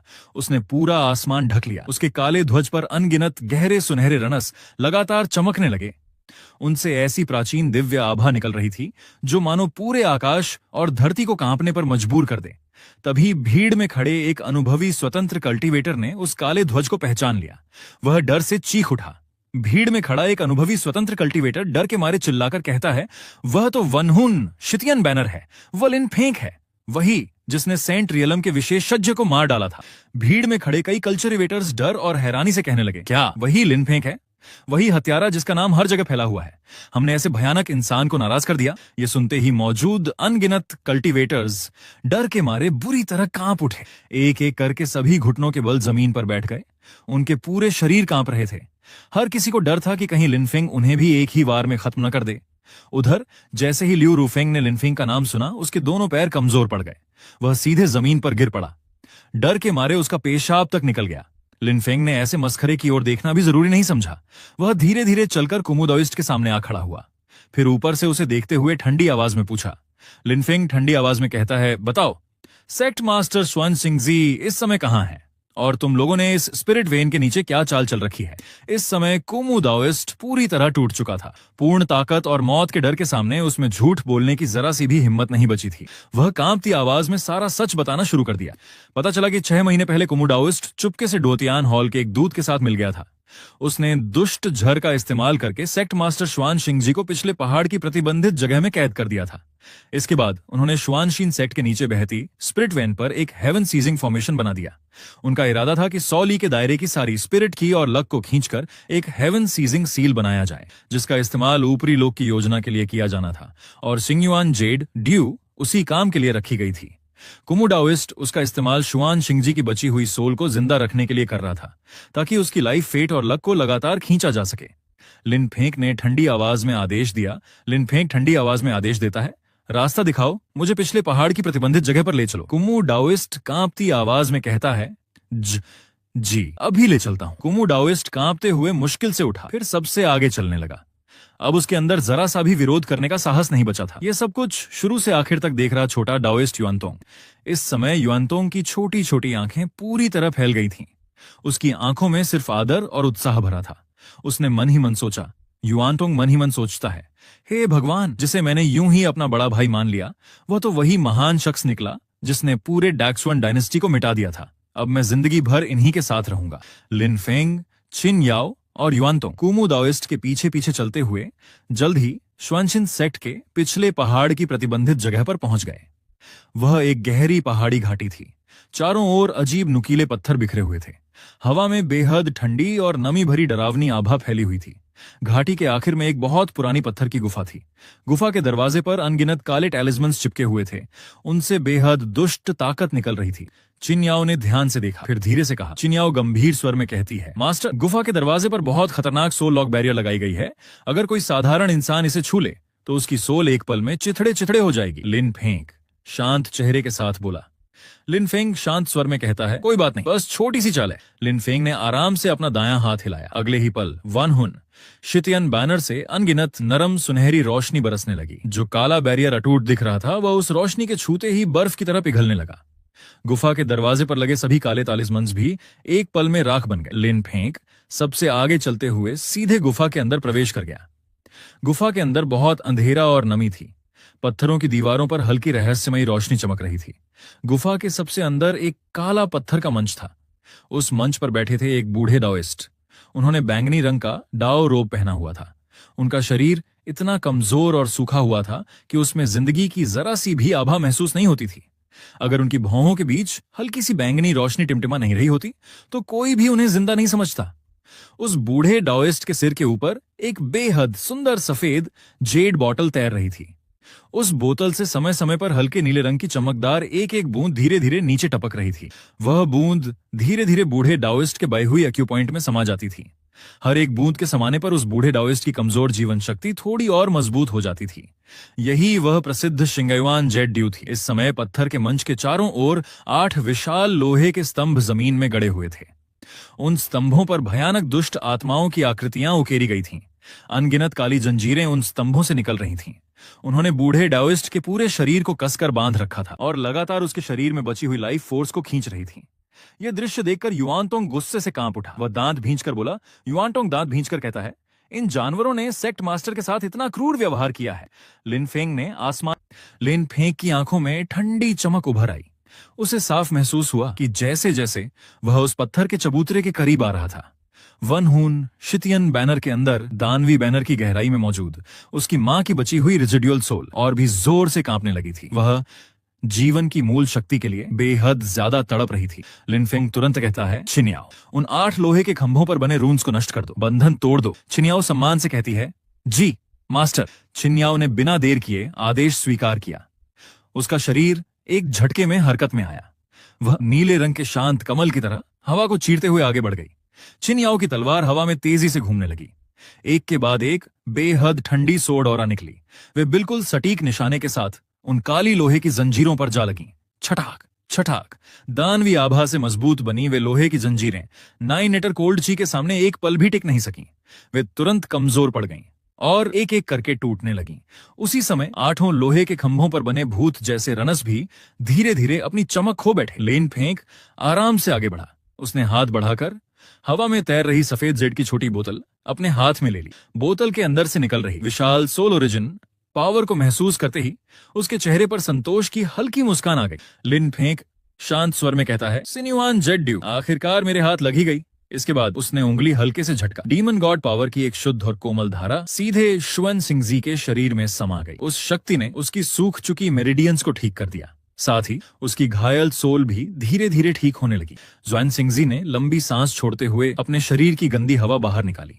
6 महीनों से बंद उसकी आंखें धीरे धीरे खुल गईं। हालांकि उसकी गहरी आंखों में अभी भी थकान थी, लेकिन उनमें फिर से जीवन लौट आया था। उसने भावुक होकर कहा, श्वन सिंगजी भावुक होकर कहता है, दाओ मित्र, मेरी जान बचाने के लिए आपका बहुत बहुत धन्यवाद। मैं श्वन सिंगजी जीवन भर आपका एहसान नहीं भूलूंगा। ये कहते हुए श्वन सिंगजी उठकर प्रणाम करने लगा, लेकिन लिनफेंग ने एक हल्की और कोमल शक्ति से उसे रोक लिया। लिनफेंग शांत स्वर में कहता है, सेक्ट मास्टर श्वान, इतनी औपचारिकता की जरूरत नहीं है, ये तो बस छोटी सी बात थी। लिनफेंग आगे कहता है, कुमू डाओइस्ट को मैं पहले ही काबू में कर चुका हूँ। अब श्वनशिन सेक्ट का संकट टल चुका है। ये सुनकर श्वन शिंगजी की नजर पास जमीन पर पड़े कुमू डाओइस्ट पर गई। उसकी आंखों में दर्द और जटिल भाव एक साथ उभर आए। श्वान शिंगजी भारी स्वर में कहता है, मेरे सेक्ट का दुर्भाग्य था कि ऐसा गद्दार शिष्य पैदा हुआ। अगर आज आप समय पर नहीं आते तो शायद मैं इस हेवन सीजिंग फॉर्मेशन का बलिदान बन चुका होता और चिंग्या सिटी के मासूम लोगों पर भी यही भयानक मुसीबत टूट पड़ती। लिनफेंग ने कुमू डाओइस्ट को पकड़कर सीधे युआनटोंग के हवाले कर दिया। फिर उसने शुआन शिंगजी की तरफ देखा। लिनफेंग शांत स्वर में कहता है, सेक्ट मास्टर श्वान, यह हेवन सीजिंग फॉर्मेशन अभी पूरी तरह सक्रिय नहीं हुआ है। मुझे अपनी माँ की बची हुई रेजिडुअल सोल को ठीक करने के लिए आपके सेक्ट की फोर्बिडन लैंड कुछ समय के लिए चाहिए। श्वान शिंगजी ने बिना जरा भी सोचे तुरंत जवाब दिया। श्वान शिंगजी सम्मान से कहता है, दाओ मित्र, आप बेझिझक उसका इस्तेमाल कीजिए। सिर्फ फॉर्बिडन लैंड ही नहीं, अगर आप चाहें तो मेरा पूरा श्वानशीन सेक्ट भी आपका आदेश मानेगा। मुझे इसमें जरा भी आपत्ति नहीं है। उसके चेहरे पर पूरी सच्चाई थी और उसका फैसला भी बिल्कुल पक्का था। लिनफेंग ने हल्के से सिर हिलाया। फिर उसने चिन्याओ और युआनतोंग से कहा। लिनफेंग आदेश देते हुए कहता है, तुम दोनों गुफा के बाहर पहरा देना। मेरी इजाजत के बिना किसी को भी अंदर आने की अनुमति नहीं होगी। चिन्याओ सम्मान से कहती है, जी मास्टर। युआनतोंग भी तुरंत कहता है, समझ गया सीनियर, आप बिल्कुल चिंता मत कीजिए। मेरी मौजूदगी में एक मक्खी भी अंदर नहीं जा पाएगी। ये कहते हुए युआनतोंग ने अपना सीना थपथपाया। फिर डर से कांप रहे कुमू डाओइस्ट को मरे हुए कुत्ते की तरह घसीटते हुए बाहर ले गया। सबके बाहर जाने के बाद गुफा के अंदर फिर से पूरी शांति छा गई। लिनफेंग पत्थर के चबूतरे पर पालथी मारकर बैठ गया। उसने गहरी सांस ली। फिर सिन्युआन जेड ड्यू वाली सफेद जेड की बोतल अपने सामने रख दी। इसके बाद उसने दोनों हाथों से हैंड सील्स बनाए और धीरे धीरे इनकेंटेशन बोलने लगा। अगले ही पल उसके पीछे वह गहरा सुनहरा काला डीमन बैनर धीरे धीरे प्रकट हो गया। उसमें से अनगिनत काली किरणें निकलकर पूरे लिनफेंग को अपने अंदर ढकने लगी। लिनफेंग की आंखें हल्की नम हो गईं। उसने बहुत धीमी आवाज में कहा। लिनफेंग धीमे स्वर में कहता है, माँ, आपका बेटा आपको घर वापस ले जाने आया है। जैसे ही उसके मन में यह विचार आया, डीमन बैनर की गहराई में मौजूद बहुत ही कमजोर उसकी माँ लान्यू की आखिरी बची हुई सोल इम्प्रिंट धीरे धीरे सामने आने लगी। वह हवा में टिमटिमाते आखिरी दीपक की लौ की तरह बहुत कमजोर हो चुकी थी। वह सोल इम्प्रिंट इतनी कमजोर थी कि किसी भी पल पूरी तरह मिट सकती थी। उसे देखकर लिनफेंग के दिल में तेज दर्द उठा। उसने बहुत सावधानी से उंगली हिलाई। अगले ही पल सफेद जेड की बोतल में मौजूद शिंग्युआन जेड ड्यू छोटी छोटी हल्की नीली चमकती बूंदों में बदल गई। वे धीरे धीरे लान्यू की सोल इम्प्रिंट पर गिरने लगी। भूं, जैसे ही शिंग्युआन जेड ड्यू उस रेजिडुअल सोल को छुआ, उससे बेहद कोमल 9 रंगों की रोशनी फूट पड़ी। जो सोल इम्प्रिंट अभी तक लगभग पारदर्शी हो चुकी थी, वह उसी पल उस शुद्ध सोल ओरिजिन पावर को पागलों की तरह सोखने लगी। लिनफेंग ने जरा भी लापरवाही नहीं की। उसकी उंगलियां लगातार हैंड सील्स बनाती रहीं। साथ ही उसने डीमन बैनर के अंदर मौजूद डीमन गॉड ट्रू एसेंस का इस्तेमाल किया। उस शक्ति से उसने एक बेहद बारीक soul gathering and nourishing formation बना दिया। फिर उसने दवा की सारी शक्ति बिना कोई नुकसान पहुंचाए धीरे धीरे लान्यू की रेजिडुअल सोल में मिला दी। इस पूरी प्रक्रिया के दौरान लिन फेंग साफ महसूस कर सकता था कि उसकी मां की बिखर चुकी सोल फ्रेगमेंट्स मानो किसी अदृश्य शक्ति के बुलावे पर बदलने लगी थी। वे अनगिनत खाली अंतरिक्ष को पार करते हुए धीरे धीरे यहां लौटने लगी। पहले जो टूटी फूटी सोल इम्प्रिंट थी वह अब धीरे धीरे एक सुंदर नीले कमल जैसी आकृति में बदलने लगी। हालांकि पूरा मानव रूप बनने में अभी भी बहुत लंबा समय बाकी था, लेकिन कम से कम उसकी मां का लाइफ फेट अब पूरी तरह स्थिर हो चुका था। अब उसके फिर से मिट जाने का कोई खतरा नहीं था। लिन फेंग ने अपने माथे पर आए पसीने की बूंदें पोंछी। फिर हवा में तैर रहे हल्की चमक बिखेरते उस नीले कमल को देखकर उसके चेहरे पर मुसीबतों में पड़ने के बाद पहली बार सबसे सुकून भरी और सबसे कोमल मुस्कान आई। लिन फेंग धीमे स्वर में कहता है, माँ, मैं जरूर 9 रेवोल्यूशंस ट्रू लोटस ढूंढ कर लाऊंगा ताकि आप फिर से अपनी आंखें खोलकर इस दुनिया को देख सकें। इस तरह सोल नरिशिंग की प्रक्रिया पूरे 1 दिन और 1 रात तक चलती रही। उसके बाद लिन फेंग ने धीरे धीरे अपना फॉर्मेशन बंद किया। फिर अपनी माँ की उम्मीदों को संजोए उस नीले कमल को बहुत सावधानी से डार्क गोल्डन डीमन बैनर के सबसे गहरे नरिशिंग स्पेस में रख दिया। इसके बाद वह गुफा से बाहर निकल आया। बाहर की हवा बहुत ताजा और सुकून देने वाली थी। बारिश रुक चुकी थी। पूर्व दिशा से सुनहरा सूरज धीरे धीरे उग रहा था। उसकी सुनहरी रोशनी पूरी तैरती हुई पर्वत श्रृंखला पर फैल गई थी। चारों तरफ सुनहरी चमक बिखरी हुई थी। चिन्याओ अब भी पूरी निष्ठा से गुफा के बाहर पहरा दे रही थी। जैसे ही उसने लिन फेंग को बाहर आते देखा, वह तुरंत उसके पास पहुंची। उसकी आंखों में चिंता साफ दिखाई दे रही थी। चिन्याओ सम्मान से पूछती है, मास्टर, क्या सोल नरिशिंग की प्रक्रिया सफल रही? लिन फेंग ने मुस्कुराते हुए हल्के से उसके कंधे पर हाथ रखा। लिन फेंग मुस्कुराकर कहता है, सब कुछ बहुत अच्छी तरह हो गया। ये सुनते ही चिन्याओ के चेहरे पर राहत की मुस्कान आ गई। चिन्याओ खुशी से कहती है, बहुत अच्छा। पास खड़ा युआनटोंग भी खुशी से हंस पड़ा। युआनटोंग हंसते हुए कहता है, कल रात मैंने कोमोडाओइस्ट पर पूरी नजर रखी थी। उसकी इतनी हिम्मत नहीं हुई कि कोई भी चाल चल सके। वह पूरे समय बहुत सीधा बना रहा। उसी समय कुछ ताकत वापस पा चुके जुएनशिंगजी अपने कुछ वफादार शिष्यों के सहारे धीरे धीरे वहां आ पहुंचे।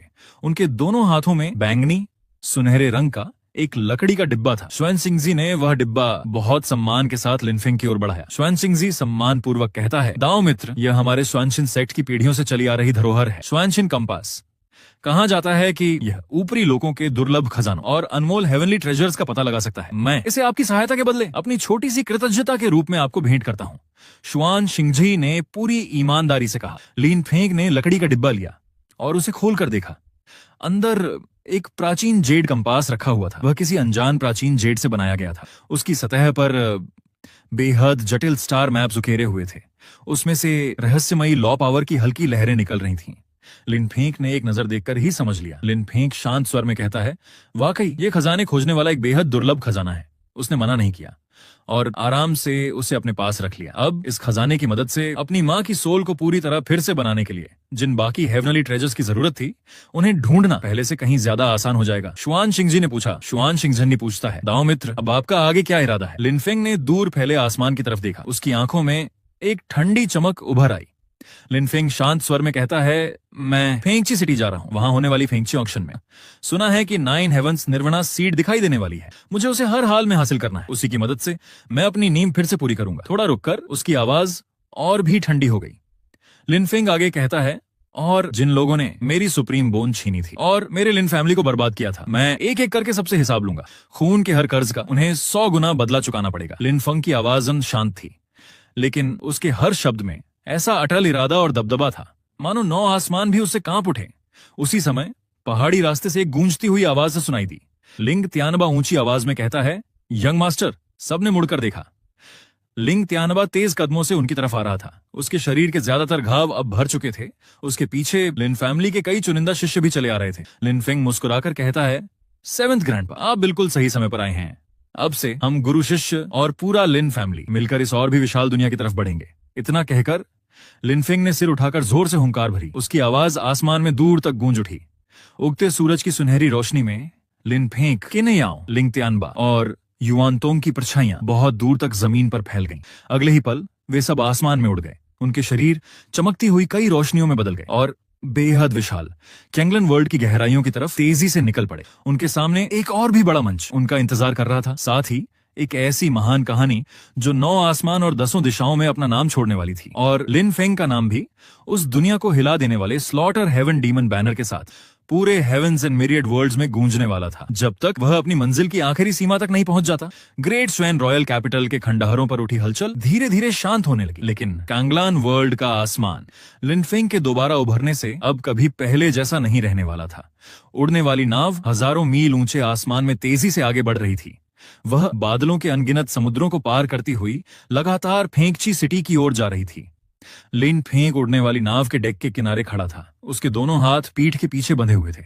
तेज हवा उसके काले वस्त्रों को जोर जोर से लहरा रही थी। उसके हाथ में मौजूद शुआनशीन कंपास हल्की सी चमक छोड़ रहा था। वही उन्हें फेंगची सिटी की दिशा दिखा रहा था। उसी समय चिन्याओ चुपचाप उसके पीछे आकर खड़ी हुई। उसने अभी अभी बनाई हुई एक प्याली स्पिरिट टी उसे थमा दी। फिर धीरे से बोली। चिन्याओ सम्मान से कहती है, मास्टर, फेंगची सिटी कांगलान वर्ल्ड के दक्षिणी भाग का सबसे बड़ा शहर है। उस पर कई प्राचीन परिवार मिलकर शासन करते हैं और कहा जाता है कि फेंगची ऑक्शन सिर्फ हर 10 साल में एक बार आयोजित होती है। इस बार 9 हेवंस निर्वणा सीड के प्रकट होने की खबर की वजह से दसियों हजार मील दूर दूर से अनगिनत शक्तिशाली लोग वहां पहुंच रहे हैं। लिन फेंग ने चाय का प्याला लिया। उसने एक घूंट पिया, फिर गहरी नजरों से दूर देखते हुए बोला। लिन फेंग शांत स्वर में कहता है, 9 हेवंस निर्वाणा सीड। कहते हैं ये प्राचीन निर्वाणा फीनिक्स द्वारा कई लाख वर्षों में केवल एक बार उत्पन्न होने वाला बीज है। लिन फेंग आगे कहता है, इसके अंदर सबसे महान निर्वाणा रीबर्थ पावर छिपी हुई है। अगर मैं इसे हासिल कर लूं और इसे अपने शरीर की डीमन गॉड अपॉर्चुनिटी के साथ मिला दूं, तो 3 साल पहले मेरी सुप्रीम बोन छीने जाने के कारण जो मेरी नींव टूट गई थी वह पूरी तरह ठीक हो जाएगी। सिर्फ इतना ही नहीं, मेरा शरीर पहले से भी कहीं ज्यादा शक्तिशाली हो जाएगा।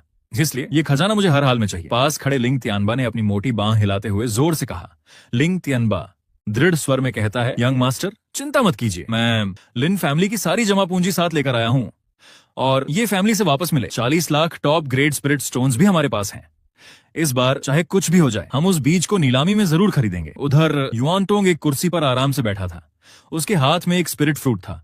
वह उसे बड़े मजे से खा रहा था। मुंह भरा होने की वजह से वह स्पष्ट आवाज में बोला। युआनटोंग मुंह भरे स्वर में कहता है, ग्रेट लिन, सीनियर लिन, मेरे पास और कोई खास हुनर तो नहीं है। युआनटोंग मुंह भरे स्वर में आगे कहता है, लेकिन जानकारी निकालने और लोगों से बातें उगलवाने में मेरा कोई मुकाबला नहीं कर सकता। अगर नीलामी के समय कोई बेवकूफ कीमत बढ़ाने की कोशिश करेगा तो मैं उसे अपनी बातों से ही हरा दूंगा। लिन फेंग ने आसपास खड़े सब लोगों की बातें सुनी। उसके चेहरे की ठंडी सख्ती थोड़ी नरम पड़ गई और उसके चेहरे पर हल्की मुस्कान आ गई। कल्टीवेशन का रास्ता वैसे तो बहुत अकेला और कठिन होता है, लेकिन अगर साथ में ऐसे सच्चे साथी हों तो यह सफर भी अकेला नहीं लगता। 2 दिन बाद उड़ने वाली नाव आखिरकार अनगिनत बादलों को पार कर गई। धीरे धीरे एक बेहद विशाल और नजर की सीमा से भी बाहर फैला हुआ प्राचीन शहर सबके सामने दिखाई देने लगा। वह था फेंगची सिटी। दूर से देखने पर उसकी शहर की दीवारें सैकड़ों फीट ऊंची दिखाई दे रही थीं। वे पूरी तरह बेहद कीमती ब्लैक प्रोफाउंड आयरन स्टोन से बनाई गई थीं। उन दीवारों पर समय के साथ बने तलवारों और भालों के अनगिनत निशान मौजूद थे। साथ ही उन पर घने फॉर्मेशन रून्स भी उकेरे हुए थे। पूरा शहर एक प्राचीन, भव्य और दबदबे वाली आभा बिखेर रहा था। शहर के मुख्य द्वार पर लोगों की भारी भीड़ लगी हुई थी। कीमती सामान से भरी अलग अलग स्पिरिट बीस्ट्स द्वारा खींची जा रही गाड़ियां लगातार अंदर बाहर आ जा रही थीं। आसमान में भी समय समय पर शक्तिशाली कल्टीवेटर्स अपने उड़ने वाले स्पिरिट बीस्ट पर सवार होकर उतर रहे थे। पूरा शहर बेहद समृद्ध और जीवंत दिखाई दे रहा था। लिन फेंग और उसके साथियों ने अपनी उड़ने वाली नाव समेट ली। फिर शहर में प्रवेश करने का थोड़ा सा टैक्स देकर आसानी से भीड़ में शामिल हो गए। लिंग तियानबा चारों तरफ देखते हुए हैरानी से कहता है, वाह, ये फेंगची सिटी हमारे ग्रेट शुआन रॉयल कैपिटल से तो कई गुना बड़ा है। आज तो सच में नई दुनिया देखने को मिल गई। लिन फेंग शांत स्वर में कहता है, पहले रुकने के लिए कोई जगह ढूंढते हैं। ऑक्शन शुरू होने में अभी 3 दिन बाकी हैं। युआनटोंग की अगुवाई में सब लोग जल्द ही शहर के अंदर मौजूद शांकिन नाम की एक शानदार सराय में ठहर गए। ये सराय बेहद आलीशान थी। हर कमरे में अलग से एक स्पिरिट गैदरिंग फॉर्मेशन लगा हुआ था। वहां का माहौल बहुत शांत था और कल्टीवेशन के लिए बिल्कुल उपयुक्त था। रात होते ही फेंगची सिटी रोशनी से जगमगा उठा। पूरा शहर ऐसा लग रहा था मानो धरती पर तारों का समुद्र उतर आया हो। अपने कमरे के अंदर लिन फेंग चुपचाप एक आसन पर बैठा था। उसने अपना डार्क गोल्डन डीमन बैनर बाहर निकाला। वो बैनर उसके सिर के ऊपर धीरे धीरे घूमने लगा। उसमें से ठंडी और सुकून देने वाली आभा निकलकर धीरे धीरे उसकी मेरिडियंस में समाने लगी। नरिशिंग स्पेस के अंदर उसकी माँ की रेसिजुअल सोल का प्रतीक, वह नीला कमल अब भी चुपचाप शिंग्युआन जेड ड्यू की बची हुई शक्ति को सोख रहा था। उसी समय उस कमल पर एक नन्ही सी नई पत्ती धीरे धीरे खिलने लगी। उस पत्ती से बहुत हल्की लेकिन बेहद शुद्ध जीवन की आभा निकल रही थी। जब लिन फेंग ने महसूस किया कि उसकी मां की हालत हर दिन बेहतर होती जा रही है तो उसके दिल का बोझ आखिरकार हल्का हो गया। उसने धीरे से अपनी आंखें बंद कर लीं, फिर अपने शरीर की विशाल बॉडी एसेंस को चलाना शुरू किया। वह चुपचाप अपनी शक्ति को संतुलित करने लगा ताकि 3 दिन बाद होने वाली ऑक्शन के लिए पूरी तरह तैयार रह सके। लेकिन इस शांत दिखाई देने वाली रात में फेंगची सिटी की एक गुप्त हवेली के अंदर लिन फेंग के खिलाफ एक नई साजिश रची जा रही थी। लियू रफेंग भी वहीं मौजूद था। इस समय वह एक बेहद आलीशान अध्ययन कक्ष में घुटनों के बल बैठा हुआ था। उसके सामने मेज के पीछे बैंगनी और सुनहरे रंग के वस्त्र पहने एक घमंडी युवा बैठा था। लियू रुफेंग के चेहरे पर चापलूसी और नफरत साफ दिखाई दे रही थी। लियू रुफेंग चापलूसी भरे स्वर में कहता है, बिग कजिन, आपको मेरे लिए इंसाफ करना होगा। उस ग्रेट श्वेन डायनेस्टी से आए लिन फेंग ने किसी दुष्ट तरीके का इस्तेमाल करके श्वेनशिन सेक्ट में मिलने वाले मेरे सारे मौके और खजाने मुझसे छीन लिए। लियू रुफेंग रोते रोते अपनी शिकायत सुनाता रहा। उसकी नाक और आंखों से आंसू लगातार बह रहे थे। जिस युवक को वह बिग कजिन कह रहा था उसका नाम लियू वुहेन था। वह फेंगची सिटी के प्राचीन लियू फैमिली का सबसे प्रतिभाशाली युवा था। उसकी कल्टीवेशन पहले ही तोंगतियान रियल्म के शुरुआती चरण तक पहुंच चुकी थी। इसी वजह से पूरा लियू फैमिली उसे बहुत महत्व देता था। लियू वुहेन ने मेज पर उंगलियां थपथपाईं। उसने हल्का सा भौहें सिकोड़ते हुए कहा। लियू वुहेन संदेह भरे स्वर में कहता है, लिन फेंग, क्या वही जिसने सीमा क्षेत्र में इतना बड़ा हंगामा मचा दिया था और जिसके बारे में कहा जा रहा है कि उसने एक सेंट को एक ही वार में मार डाला? उसकी आवाज में संदेह साफ झलक रहा था।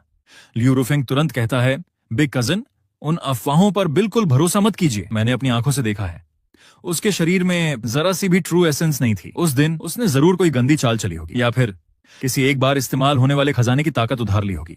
अब तक उसकी सारी ताकत खत्म हो चुकी होगी। वह सिर्फ ऊपर से ताकतवर दिखता है, असल में वह अंदर से बिल्कुल खाली है। लियू रुफेंग लगातार लिन फेंग की ताकत को कम करके दिखाने लगा ताकि वह अपने बिग कजिन के हाथों लिन फेंग को मरवा सके। ये सुनते ही लियू वुहेन की आंखों में तेज लालच चमक उठा। लियू वुहेन ठंडी हंसी के साथ कहता है, अगर तुम्हारी बात सच है तो उसके हाथ का वह रहस्यमयी काला बैनर जरूर कोई बेहद दुर्लभ प्राचीन डीमन बैनर होगा। अगर मैं उसे छीनकर अपने फैमिली एंसेस्टर को भेंट कर दूं तो लियू फैमिली में मेरी जगह हमेशा के लिए अटल हो जाएगी। उसने ठंडी हंसी हंसते हुए आगे कहा, सीमा क्षेत्र से आया एक देहाती लड़का भी फेंगची सिटी में अकड़ दिखाने की हिम्मत करता है। 3 दिन बाद अगर वह ऑक्शन में दिखाई दिया तो मैं उसे दिखा दूंगा कि असली दुनिया कितनी बड़ी होती है। लियू वुहेन की आंखों में खुली हत्या की मंशा चमक उठी। पलक झपकते ही 3 दिन बीत गए। जब चौथे दिन की सुबह सूरज की पहली किरण फेंगची सिटी की भव्य इमारतों पर पड़ी तो पूरा शहर एक पल में ही मानो जाग उठा। अनगिनत शक्तिशाली कल्चरिवेटर्स, बड़े बड़े प्रतिष्ठित परिवारों की उड़ने वाली गाड़ियां और घमंड से भरे युवा प्रतिभाशाली जीनियसेस सब एक साथ शहर के बीचों बीच बने फिंकी ऑक्शन हॉल की ओर बढ़ने लगे।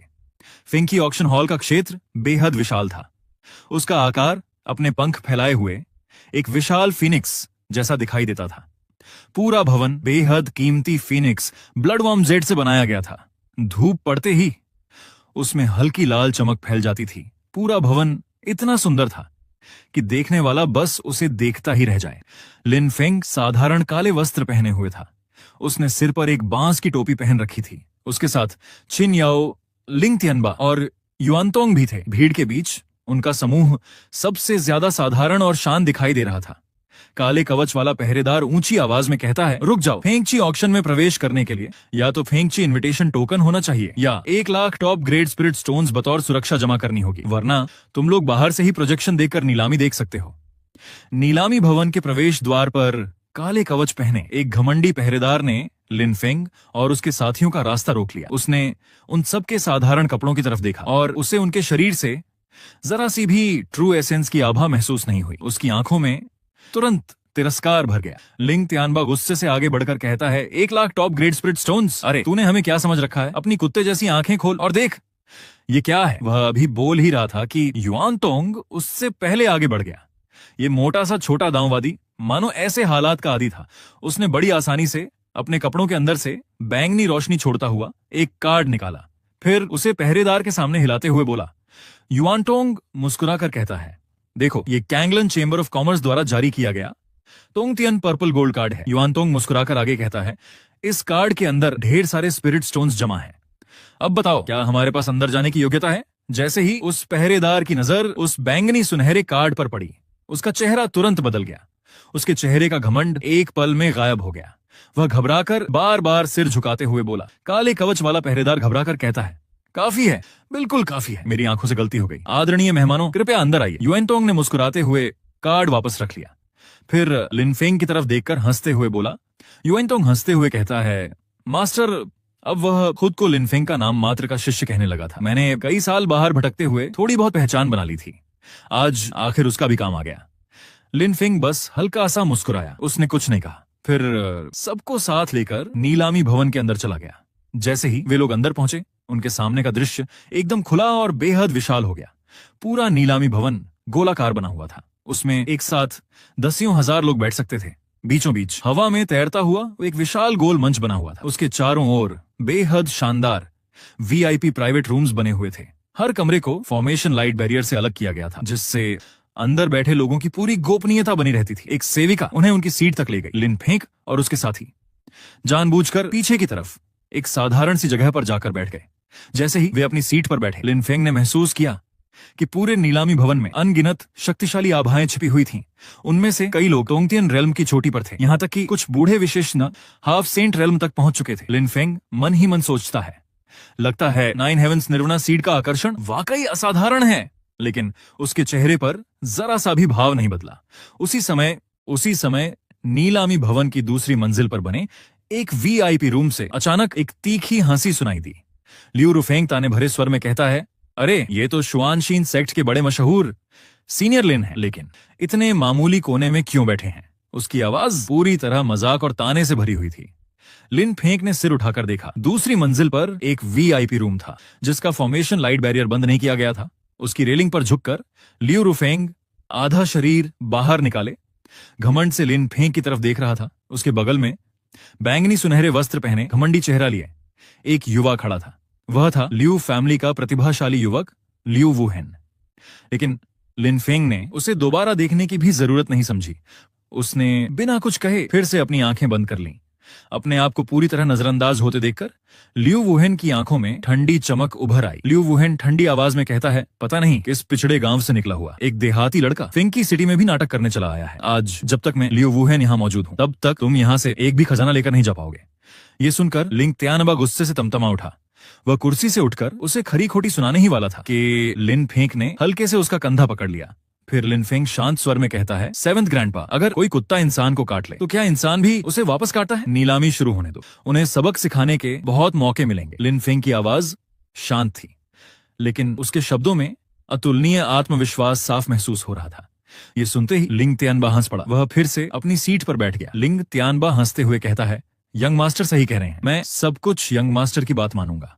उसी समय पूरे नीलामी भवन की रोशनी अचानक मंद पड़ गई। सिर्फ बीच में हवा में तैर रहे उस विशाल गोल मंच पर एक चमकदार सफेद प्रकाश स्तंभ जगमगा उठा और सफेद रंग की सादगी भरी पोशाक पहने प्रकाश स्तंभ के बीचों बीच एक बेहद सुंदर और शाही आभा वाली मध्यम आयु की महिला धीरे धीरे प्रकट हुई। उसके पूरे शरीर से गरिमा और शान झलक रही थी। उसकी मधुर आवाज मानो जंगल में गाने वाली कोयल की तरह स्पष्ट रूप से वहां मौजूद हर व्यक्ति के कानों तक पहुंची। मध्यम आयु की महिला मुस्कुराकर कहती है, आप सभी का फेंगची ऑक्शन में स्वागत है। मुझे पूरा विश्वास है कि आज की नीलामी में मौजूद खजाने आप सभी को निराश नहीं करेंगे। ज्यादा समय बर्बाद नहीं करते, अब नीलामी आधिकारिक रूप से शुरू होती है। ये कहकर उस महिला ने हल्की मुस्कान बिखेरी। फिर उसने घोषणा की। मध्यम आयु की महिला आगे कहती है, पहली नीलामी की वस्तु तई प्योर वाटर बॉटल है। ये खजाना तई गोल्डन क्रिस्टल और डीप सी प्रोफाउंड जेड से बनाया गया है। इसके अंदर इनेट प्योर वाटर भरा हुआ है। यह बुरी शक्तियों को दूर रखने, जहर से बचाने और शरीर में बची हुई डिमोनिक ची तथा किलिंग ऑरा को भी शुद्ध करने की अद्भुत क्षमता रखता है। इसकी शुरुआती बोली 5 lakh mid grade spirit stones है। इतना कहते ही 2 सुंदर सेविकाएं एक बेहद चमकदार नीली रोशनी बिखेरती नाजुक बोतल को लेकर मंच पर आ गईं। वह ताई प्योर वाटर बॉटल बेहद सुंदर दिखाई दे रही थी। उसके अंदर ऐसा लग रहा था मानो समुद्र की लहरें धीरे धीरे हिल रही हों। उसे देखते ही कई लोगों की आंखें चमक उठी। भीड़ में बैठा एक व्यक्ति उत्साह से कहता है, बहुत बढ़िया खजाना, मैं 5,50,000 मिड ग्रेड स्पिरिट स्टोन्स की बोली लगाता हूँ। भीड़ में बैठा दूसरा व्यक्ति ऊंची आवाज में कहता है, 6 लाख। पूरा नीलामी भवन एक के बाद एक बोलियों से गूंज उठा। लिनफेंग ने उस तई प्योर वाटर बॉटल की तरफ देखा, लेकिन उसके चेहरे पर जरा सा भी बदलाव नहीं आया। उसके लिए इस स्तर का मैजिक ट्रेजर भले ही सुंदर था, लेकिन उसका कोई खास उपयोग नहीं था, इसलिए उसने बोली लगाने की जरूरत नहीं समझी। समय धीरे धीरे बीतता गया। एक के बाद एक कई कीमती मैजिक ट्रेजर्स, दुर्लभ जड़ी बूटियां और अनमोल खजाने मंच पर आते रहे। पूरे नीलामी भवन का माहौल और भी ज्यादा उत्साहित होता गया। इस दौरान ऐसी कुछ स्पिरिट पिल्स भी आईं जो रेजिडुअल सोल को पोषण देने में थोड़ी बहुत मदद कर सकती थी। लिनफेंग ने बिना ज्यादा ध्यान आकर्षित किए कुछ बार शांतिपूर्वक बोली बढ़ाई और आखिरकार लिनफेंग ने कुछ बीबो वांशो पिल्स और जिलिंग हुआयू ऑइंटमेंट आसानी से खरीद लिए। लेकिन जब भी लिनफेंग बोली लगाता, लियू वुहिन जानबूझकर बीच में कीमत बढ़ा देता। उसका मकसद सिर्फ इतना था कि लिनफेंग को ज्यादा स्पिरिट स्टोन्स खर्च करने पड़े। लेकिन लिनफेंग का अनुभव बहुत गहरा था। उसने कभी असली तो कभी झूठी बोली लगाकर लियू वुहिन को उलझा दिया। आखिर में लियू वुहिन खुद ही कई बेकार चीजें बहुत ऊंची कीमत देकर खरीद बैठा। उसका चेहरा गुस्से से हरा पड़ गया। वह दांत पीसने लगा। पास खड़े लियू रूफेंग ने धीरे से कहा। लियू रूफेंग धीरे से कहता है, बिग कजन, ये लड़का बहुत चालाक है। इन छोटी मोटी चीजों पर इसके साथ लड़ने का कोई फायदा नहीं। थोड़ी देर में जब 9 हेवंस निर्वाणा सीड आएगी तब इसे सबसे बड़ा झटका देंगे। लियू वुहिन उसे घूर कर थोड़ा नाराज होकर कहता है, मुझे पता है। जैसे ही नीलामी भवन का माहौल अपने सबसे बड़े रोमांच पर पहुंचा, मंच पर खड़ी वह मध्यम आयु की महिला भी पहले से कहीं ज्यादा गंभीर हो गई। उसने गहरी आवाज में कहा। मध्यम आयु की महिला गंभीर स्वर में कहती है, अब हमारी आज की नीलामी की सबसे महत्वपूर्ण वस्तु पेश की जाएगी। यही वह अनमोल खजाना है जिसका यहाँ मौजूद अनगिनत साथी लंबे समय से इंतजार कर रहे हैं। इतना कहकर उसने हल्के से अपना हाथ लहराया। तुरंत चांद जैसी सफेद लंबी पोशाक पहने 2 सेविकाएं मंच पर आईं। उन दोनों की कल्टीवेशन हेवनली किंग रेल्म तक पहुंच चुकी थी। उनके चेहरे बेहद गंभीर थे। वे पर्पल गोल्ड स्टारवुड से बने एक शानदार खजराने के डिब्बे को बहुत सावधानी से उठाए हुए थे। हैरानी की बात यह थी कि डिब्बा अभी खुला भी नहीं था, फिर भी पूरे नीलामी भवन की स्पिरिचुअल छी अपने आप मंच की तरफ इकट्ठी होने लगी। आसमान में हल्की हल्की बहुत मधुर आवाजें गूंजने लगी। ऐसा लग रहा था मानो सैकड़ों पक्षी फीनिक्स का स्वागत कर रहे हो। मध्यम आयु की महिला गहरी सांस लेकर कहती है, यही है 9 हेवंस निर्वाणा सीड। इतना कहकर उसने धीरे से पर्पल गोल्ड स्टारवुड का डिब्बा खोल दिया। धड़ाम! डिब्बा खुलते ही एक बेहद तेज आंखों को चौंका देने वाली रोशनी फूट पड़ी। वह रोशनी मानो एक छोटा सा सूरज हो। डिब्बा खुलते ही लाल सूरज जैसी चमक एक पल में पूरे नीलामी भवन में फैल गई। उस रोशनी के बीच लगभग एक बच्चे की मुट्ठी जितना बड़ा सुनहरे रंग का एक बीज शांतिपूर्वक हवा में तैर रहा था। उस बीज के ऊपर अनगिनत प्राकृतिक एंशिएंट फीनिक्स रनर्स उकेरे हुए थे। हर एक रून के भीतर हल्की सुनहरी दिव्य रोशनी धीरे धीरे बह रही थी। ध्यान से देखने पर बीज के ऊपर एक बेहद शाही छोटी सी फायर फीनिक्स की परछाई धीरे धीरे नृत्य करती दिखाई दे रही थी। उसमें से निकल रही सर्वोच्च निर्वाणा ओरिजिन ऑरा ने वहां मौजूद हर व्यक्ति की आत्मा तक को कांपने पर मजबूर कर दिया। नीलामी करने वाली महिला ऊंची आवाज में घोषणा करती है, 9 हेवंस निर्वाणा सीड। शुरुआती बोली 20 lakh top grade spirit stones. हर अगली बोली कम से कम 1 lakh top grade spirit stones ज्यादा होनी चाहिए। उसकी बात सुनते ही पूरा नीलामी भवन एक पल के लिए शांत हो गया। इतनी ऊंची शुरुआती कीमत सुनकर ज्यादातर अकेले कल्टीवेटर्स ने ठंडी सांस ली। उनके मन की सारी उम्मीद उसी पल खत्म हो गई। 20 lakh top grade spirit stones, यह रकम किसी मध्यम स्तर के सेक्ट की लगभग 100 साल की पूरी जमा पूंजी के बराबर थी। दूसरी मंजिल के एक शानदार वीआईपी रूम से काले धुएं में लिपटे एक हाफ सेंट विशेष ने भारी आवाज में बोली लगाई। हाफ सेंट विशेष भारी आवाज में कहता है, 21 लाख। लियू वुहिन बिना देर किए तुरंत कहता है, 23 लाख। उसकी आवाज में जीत का पूरा भरोसा झलक रहा था। लिनफेंग शांत आवाज में कहता है, 25 लाख। लिनफेंग ने कुर्सी के हत्थे पर हल्के से उंगलियां थपथपाई, फिर शांत आवाज में अपनी बोली लगा दी। उसकी आवाज पूरे नीलामी भवन में स्पष्ट सुनाई दी। लियू वुहिन ठंडी हंसी हंसते हुए कहता है, छोकरे, आखिरकार तुमसे रहा नहीं गया। फिर वह तुरंत कहता है, 28 लाख। मैं देखता हूं तुम मेरे साथ कितनी देर तक मुकाबला करते हो। लिनफेंग के चेहरे पर कोई बदलाव नहीं आया। लिनफेंग शांत स्वर में कहता है, 30 लाख। भीड़ में खड़ा एक व्यक्ति ऊंची आवाज में कहता है, 32 लाख। दूसरा व्यक्ति तुरंत बोली लगाता है, 35 लाख। सिर्फ कुछ ही सांसों के भीतर बोली की कीमत इतनी तेजी से बढ़ी कि उसे सुनकर लोगों के रोंगटे खड़े हो गए। इस समय जो कुछ टोंगटियन रेल्म के पुराने विशेषज्ञ पहले बोली लगा रहे थे, उन्होंने भी एक एक करके सिर हिलाकर मुकाबले से पीछे हटना शुरू कर दिया। हालांकि 9 हेवंस निर्वाणा सीड बेहद अनमोल थी, लेकिन उसकी कीमत अब उसकी असली कीमत से बहुत आगे निकल चुकी थी।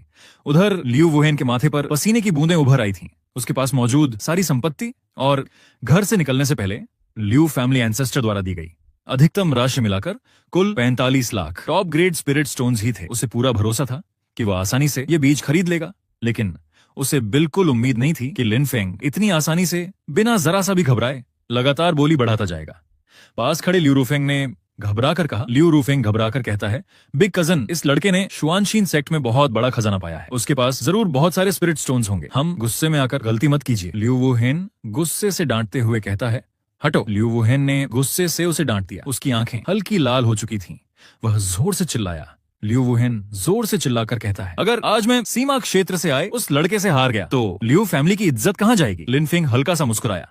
उसने लिu वुहेन के वीआईपी रूम की तरफ देखा। फिर लिनफिंग शांत स्वर में कहता है, 50 लाख। नीलामी करने वाली महिला ऊंची आवाज में घोषणा करती है, 50 lakh top grade spirit stones. उस पल पूरा नीलामी भवन एकदम शांत हो गया। हर व्यक्ति हैरानी से लिनफिंग को देखने लगा। उनकी नजरों में वह किसी पागल इंसान से कम नहीं था। 50 lakh top grade spirit stones, सिर्फ अपनी नींव दोबारा बनाने वाले एक बीज के लिए इतनी बड़ी रकम खर्च करना वाकई चौंका देने वाली बात थी। उधर लिu वुहेन की सांस अटक गई। उसका चेहरा पूरी तरह लाल पड़ गया और वह सीधे अपनी कुर्सी पर ढह गया। 50 लाख, यह रकम उसकी आखिरी सीमा से भी बहुत आगे निकल चुकी थी। अब उसके पास एक भी स्पिरिट स्टोन और बढ़ाने की ताकत नहीं थी। उसने दांत भींचते हुए कहा। लिu वुहेन दांत भींचते हुए कहता है, लिनफिंग ज्यादा खुश मत हो। लिu वुहेन लगभग पागलों की तरह चिल्लाकर कहता है, लिनफिंग, तुम जिसके शरीर में जरा सी भी ट्रू एसेंस नहीं है, अगर तुमने ये खजाना खरीद भी लिया तो क्या तुम्हें लगता है कि तुम इसे फेंकी सिटी से जिंदा बाहर ले जा पाओगे? अब लिu वुहेन ने अपनी असली नीयत छिपानी भी छोड़ दी। वह फॉर्मेशन लाइट बैरियर के पार से लगभग पागलों की तरह लिनफेंग पर चिल्लाने लगा। लेकिन लिनफेंग ने उसकी तरफ देखने की भी जरूरत नहीं समझी। नीलामी करने वाली महिला घोषणा करती है, 50 lakh top grade spirit stones. पहली बार 50 lakh top grade spirit stones. दूसरी बार 50 lakh top grade spirit stones. तीसरी बार सौदा पक्का। बधाई हो, इस आदरणीय अतिथि को 9 हेवंस निर्वना सीड प्राप्त हुई। ये कहते हुए उसने हथौड़ा बजा दिया। जब उसने लिनफेंग की तरफ देखा तो उसकी आंखों में सम्मान साफ दिखाई दे रहा था।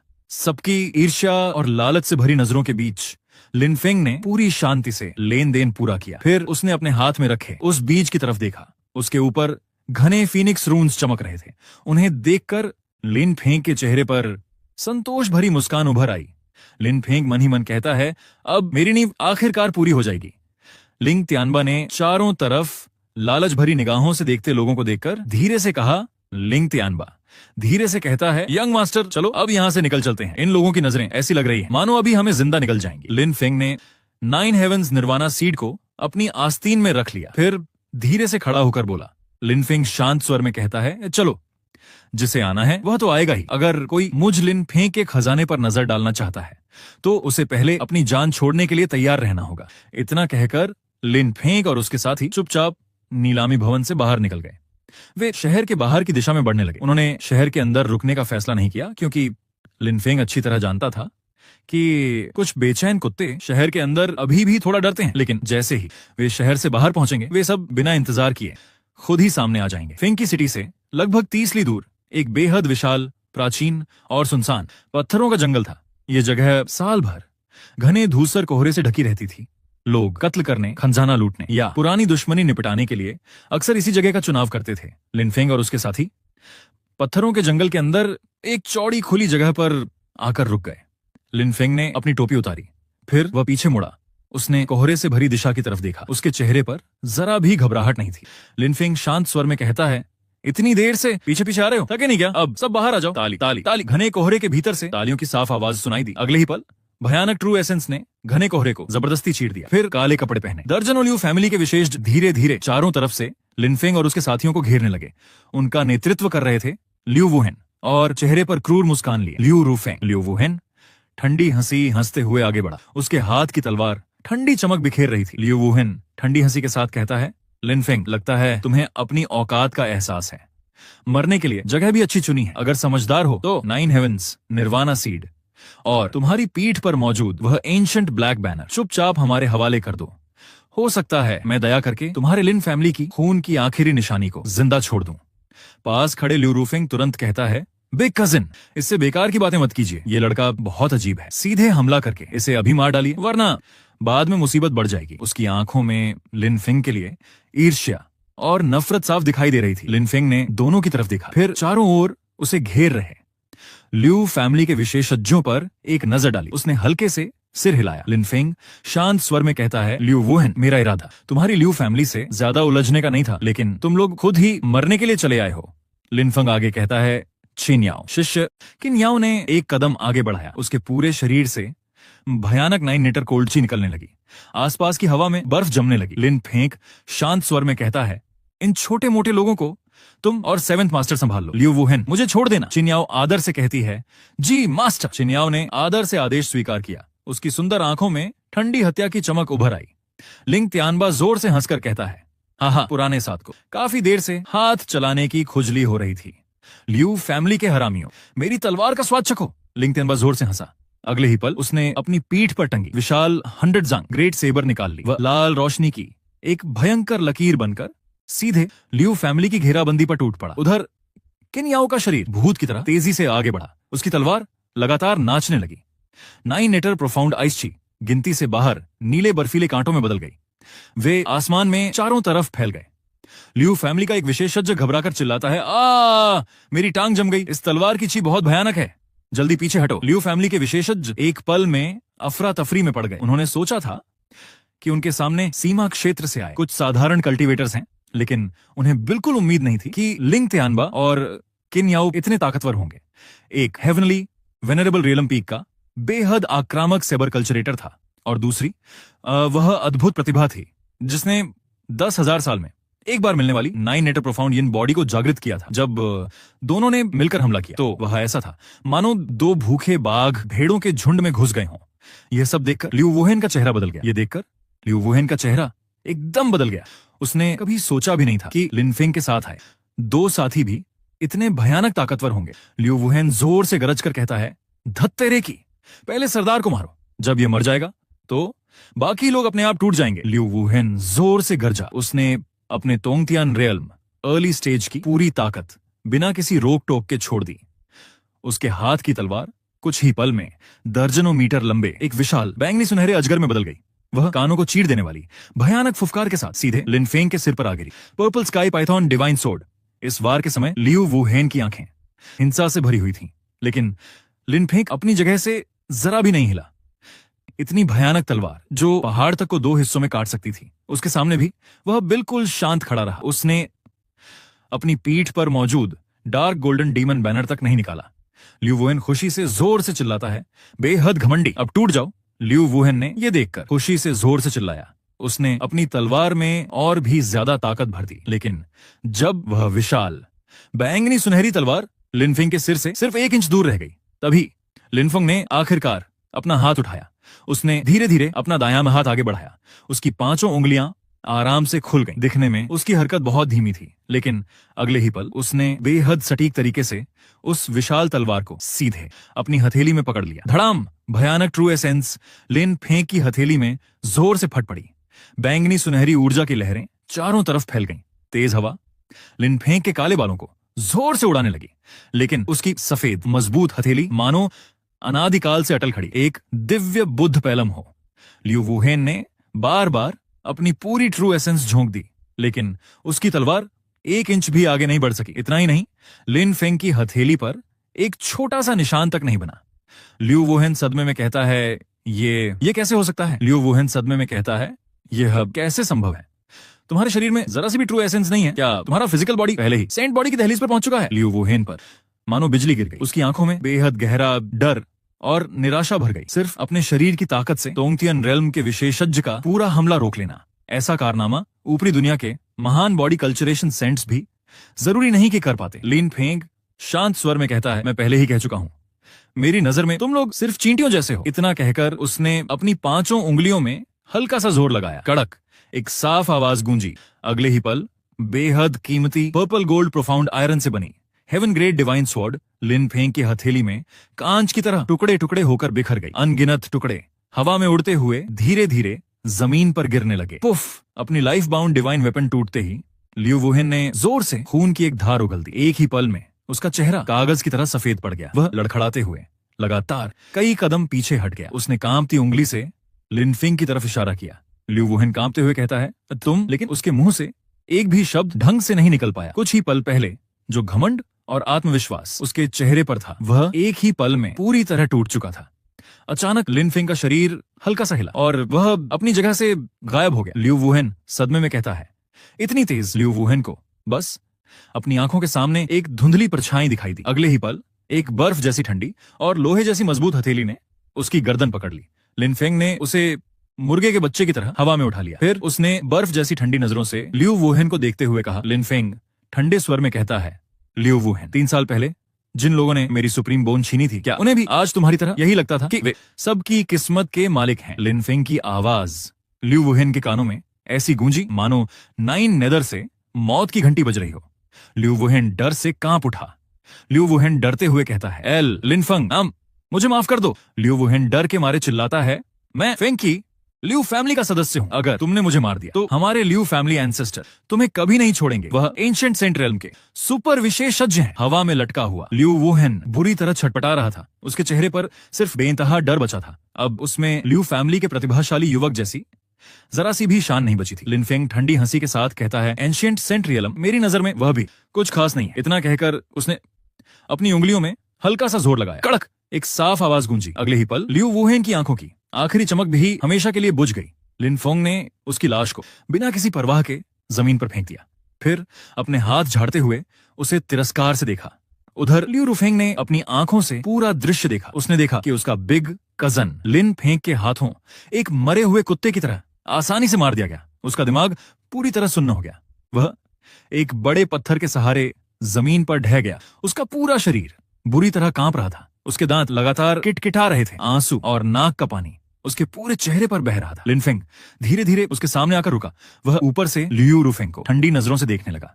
फिर लिन फेंग शांत स्वर में कहता है, लियू रुफेंग, सराय में मैंने तुम्हें एक मौका दिया था, लेकिन तुमने उसकी कोई कदर नहीं की। लियू रुफेंग पागलों की तरह जमीन पर सिर पटकते हुए कहता है, एल लिन फेंग, ग्रैंडपा लिन, मुझे माफ कर दीजिए, मैं गलत था। मुझे सच में अपनी गलती का एहसास हो गया है। मैं आपसे हाथ जोड़कर विनती करता हूँ, मुझे एक बात की तरह समझकर जाने दीजिए। वह बार बार जमीन पर सिर मारने लगा। उसका माथा पत्थर से टकराकर थक थक थक की आवाजें निकाल रहा था। लिन फेंग ने बस हल्के से सिर हिलाया। फिर वह मुड़ा और बोला। लिन फेंग शांत स्वर में कहता है, छिन्याओ, ये तुम्हें सौंपता हूं। छिन्याओ आदर से कहती है, जी मास्टर। छिन्याओ धीरे धीरे उसकी ओर बढ़ने लगी। छिन्याओ की सुंदर आंखों में जरा सी भी दया नहीं थी। उसने अपनी तलवार हल्के से घुमाई। अगले ही पल एक गहरे नीले रंग का बर्फीला कमल लियू रुफेंग के शरीर पर तुरंत खिल उठा। जब ठंडी बर्फीली ऊर्जा छूट गई तो वहां सिर्फ 2 चमचमाती बर्फ की मूर्तियां खड़ी रह गईं। फेंगची सिटी के बाहर हल्की धूप में वे ठंडी चमक बिखेर रही थी। उधर बाकी लियू फैमिली के विशेषज्ञों ने जब देखा कि उनके यंग मास्टर और एल्डेस्ट यंग मास्टर दोनों मारे जा चुके हैं, तो उनमें लड़ने की जरा सी भी हिम्मत नहीं बची। वे चीखते हुए अपने हथियार फेंककर जान बचाने के लिए चारों तरफ भाग गए। कुछ ही पलों में वे घने कोहरे में गायब हो गए। छिन्याओ, लिंग तियनबा और बाकी लोग फिर से लिन फेंग के पास आ गए। लिंग तियनबा ने अपनी बड़ी तलवार पर लगा खून पोंछते हुए पूछा। लिंग तियनबा पूछता है, यंग मास्टर, अब हम कहाँ चलेंगे? लिन फेंग शांत स्वर में कहता है, ऐसी जगह ढूंढो जहाँ कोई परेशान न करे और स्पिरिचुअल ची भी भरपूर हो। मैं 9 हेवेंस निर्वाणा सीड की मदद से अपनी नींव को पूरी तरह दोबारा बनाऊंगा। लिन फेंग ने आसमान की ओर देखा। दूर फैली घनी धुंध धीरे धीरे छूट रही थी। उसकी गहरी आंखों में सुनहरी आग की एक चमक जल उठी। वह मन ही मन सोचने लगा। लिन फेंग मन ही मन सोचता है, अब मेरी नींव मजबूत हो चुकी है। सेंट रियल्म भी अब दूर नहीं, और वे जो ऊपरी लोक की ताकतें इतने सालों से कंगलान रियल्म पर राज कर रही हैं, अब उन्हें भी एक तोहफा देने का समय आ गया है। इतना सोचकर लिन फेंग ने अपनी आस्तीन हल्के से लहराई। फिर वह सबको साथ लेकर शांत कदमों से वहां से चल पड़ा। उसकी चाल तेज नहीं थी, लेकिन हर कदम इतना मजबूत और स्थिर था मानो वह पूरी दुनिया को यह घोषणा कर रहा हो कि एक सच्चा सर्वोच्च शासक रोकना अब किसी के बस की बात नहीं है। फेंगची सिटी से लगभग 1000 ली दूर एक बहुत पुरानी पर्वत श्रृंखला थी, जिसे तियानलुओ माउंटेन कहा जाता था। कहा जाता था कि प्राचीन समय में आसमान से गिरा एक विशाल तारा यहीं आकर गिरा था, और उसी से इस पर्वत का जन्म हुआ। पूरे पहाड़ में बेहद घनी और शुद्ध एंशिएंट स्टार स्पिरिचुअल ची भरी हुई थी, लेकिन वहां अक्सर हिंसक स्टार शैडो स्टॉर्म्स चलते रहते थे। इसी वजह से साधारण कल्टीवेटर्स ज्यादा समय तक वहां ठहर नहीं पाते थे। लेकिन लिन फेंग के लिए यह एक बेहतरीन एकांत साधना की जगह थी। उसके शरीर की ताकत पहले ही कल्पना से कहीं आगे पहुंच चुकी थी। वे स्टार शैडो स्टॉर्म्स उसके लिए सिर्फ शरीर को और मजबूत करने का मुफ्त साधन थी। तियानलुओ माउंटेन की गहराई में एक शांत घाटी के अंदर लिन फेंग ने अपने लिए एक साधारण गुफा बना ली। उस गुफा के चारों ओर चिन्याओ और लिंग तियानबा ने खुद कई परतों वाले रक्षा फॉर्मेशंस बना दिए। वहीं युआनटोंग लिन फैमिली के शिष्यों को साथ लेकर घाटी के बाहरी इलाके में गश्त करने लगा, ताकि जरा सी भी हलचल उनसे छूट न जाए। गुफा के अंदर लिन फेंग एक ठंडी जेड बेड पर पालथी मारकर बैठा था। उस जेड बेड से हल्की तारों जैसी रोशनी निकल रही थी। उसने हाथ बढ़ाया। अगले ही पल सुनहरे फीनिक्स रन से ढका हुआ 9 हेवेंस निर्वाणा सीड धीरे धीरे उसकी छाती के सामने तैरने लगा। लिन फेंग ने धीरे से एक लंबी सांस छोड़ी। उसकी आंखें धीरे धीरे गंभीर हो गईं। 3 साल हो चुके थे। सुप्रीम बोन छिन जाने का दर्द आज तक उसकी सोल को दिन रात सताता आ रहा था। हालांकि उसने वनहुन शितियन बैनर की ताकत से अपने शरीर को टोंगतियन रेल्म तक मजबूत बना लिया था, लेकिन उसके शरीर में अब भी एक खालीपन मौजूद था, वही जगह जहां पहले उसकी सुप्रीम बोन थी। जब तक सुप्रीम बोन वापस नहीं आती तब तक उसकी नींव कभी पूरी नहीं हो सकती थी। इसी वजह से वह सच में सेंट रियल में प्रवेश नहीं कर सकता था और न ही वनहुन शितियन बैनर की असली पूरी ताकत निकाल सकता था। लिनफेंग ने धीरे से कहा। लिनफेंग गंभीर स्वर में कहता है, आज यहीं मैं नई जिंदगी पाऊंगा। उसने दोनों हाथों से सील बनाए। उसके होंठ लगातार मंत्र झपने लगे। धड़ाम! उसके पीछे तैर रहा वनहुन शितियन बैनर एक पल में कई दर्जन फुट विशाल हो गया। वह पूरी गुफा के अंदर तेजी से घूमने लगा। ध्वज पर मौजूद 123 सुनहरे रन एक साथ चमक उठे। उनकी रोशनी इतनी तेज थी कि पूरी गुफा जगमगा उठा। प्राचीन डीमन गॉड की सर्वोच्च ताकत काली आग के लपट्टों में बदल गई। उन्होंने पूरी तरह 9 हेवेंस निर्वाणा सीड को अपने अंदर ढक लिया। लिनफेंग जोर से गरजा। लिनफेंग आसमान की ओर देखकर गरजता है, 9 हेवेंस निर्वाणा, पहले विनाश फिर नया जन्म। इतना कहकर उसने अपनी 10 उंगलियां एक साथ हिलाई। उसकी सोल ओरिजिन की कई पतली धाराएं सीधे 9 हेवेंस निर्वाणा सीड के अंदर जबरदस्ती समा गईं। अगले ही पल चींग! एक बहुत साफ और तीखी फिनिक्स की आवाज गूंज उठी। वह मानो अनगिनत समय और आकाश को चीरती हुई दूर तक फैल गई। धड़ाम! पूरी गुफा जोरदार आवाज से गूंज उठी। 9 heaven's nirvana seed demon God की काली आग में धीरे धीरे पिघलने लगी। कुछ ही पलों में वह एक बेहद गाढ़े सुनहरे तरल में बदल गई। उस तरल से 9 रंगों की दिव्य रोशनी निकल रही थी। उसके अंदर अनगिनत पवित्र फीनिक्स की परछाइयां उड़ रही थीं। उनसे बेहद पवित्र और विशाल निर्वाणा लाइफ ओरिजिन की आभा फैल रही थी।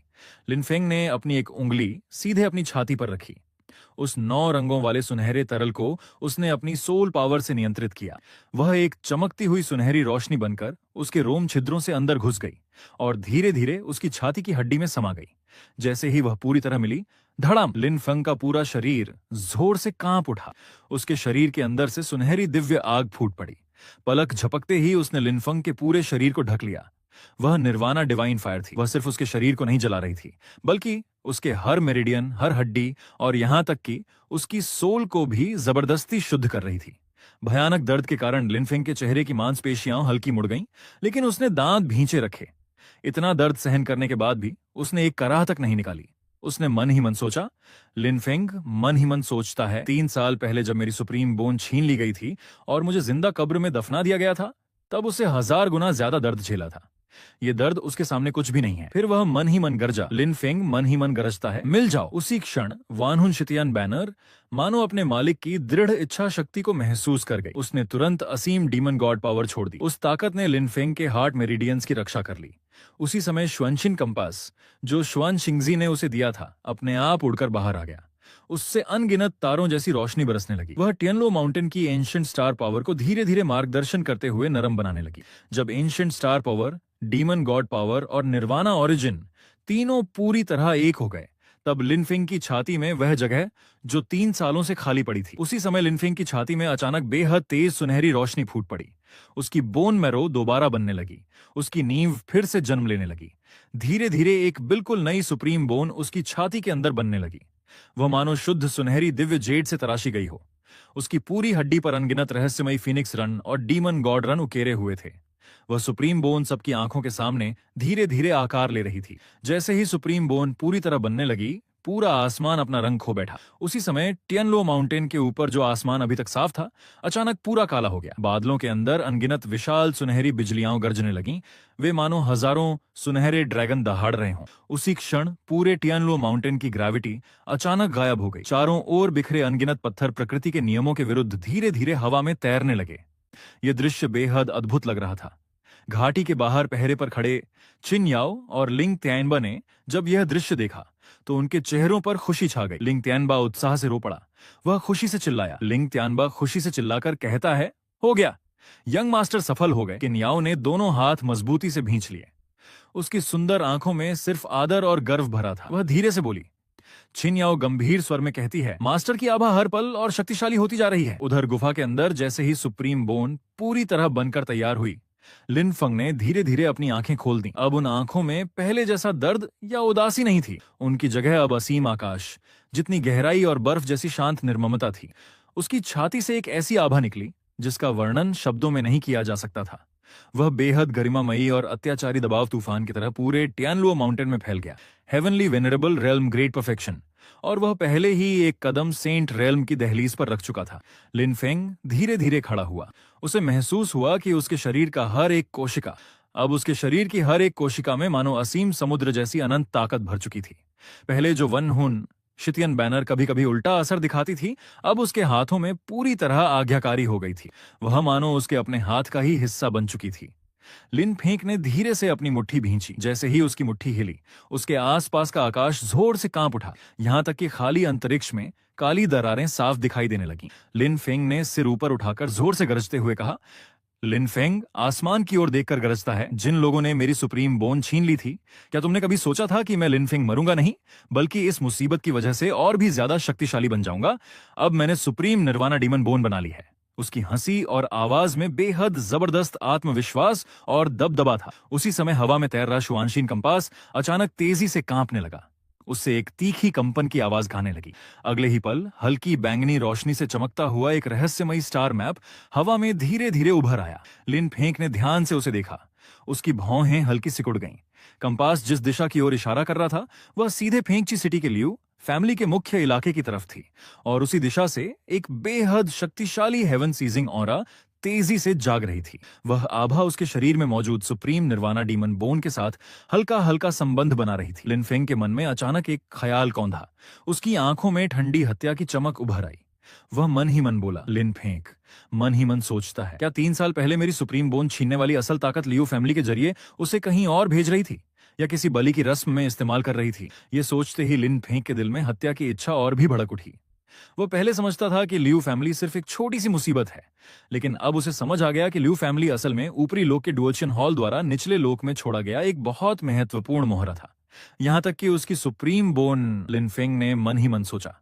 लिन फेंग मन ही मन सोचता है, बहुत संभव है कि मेरी सुप्रीम बोन का एक हिस्सा अभी भी लियू फैमिली एंसेस्टर के हाथों में हो। उसी समय गुफा का दरवाजा खुल गया। लिंग त्यानबा और बाकी लोग अंदर तेजी से आ गए। उन्होंने चिंता से पूछा। लिंग त्यानबा भर्राई हुई आवाज में पूछते हैं, यंग मास्टर क्या हुआ है? लिन फेंक ने शुआनशीन कंपास वापस समेट लिया, फिर उसे अपनी आस्तीन में रखकर शांत स्वर में कहा। लिन फेंक शांत स्वर में कहता है, चलो फेंकी सिटी लियू फैमिली से अपनी चीज वापस लेनी है और उन्हें पूरी तरह खत्म भी करना है। इतना कहकर लिन फेंग ने एक कदम आगे बढ़ाया। अगले ही पल उसका पूरा शरीर गहरे सुनहरे प्रकाश की एक परछाई बनकर पलक झपकते ही दूर निकल गया। चिन्याओ, लिंग त्यानबा और बाकी लोग एक पल के लिए चौंक गए, फिर बिना जरा सा भी हिचकिचाए वे भी रोशनी की कई किरणों में बदलकर लिन फेंग के पीछे तेजी से निकल पड़े। इसी क्षण कंगलन रेल्म के दक्षिणी भाग को हिला देने वाले अंतिम हिसाब की शुरुआत हो गई। फेंकी सिटी की लियू फैमिली की हवेली हजारों एकड़ में फैली हुई थी। चारों ओर ऊंची ऊंची इमारतें खड़ी थीं। घने पेड़ और चारों तरफ फैली दिव्य धुंध उसे बेहद शानदार बना रही थी। लेकिन इस समय पूरी हवेली के ऊपर बैंगनी और काले रंग का एक बहुत मजबूत प्रकाश कवच छाया हुआ था। उससे बेहद दबाव भरी और डरावनी आभा फैल रही थी। हवेली के सबसे अंदर मौजूद प्रतिबंधित चौक में एक सफेद बालों वाला बूढ़ा आदमी बैठा था।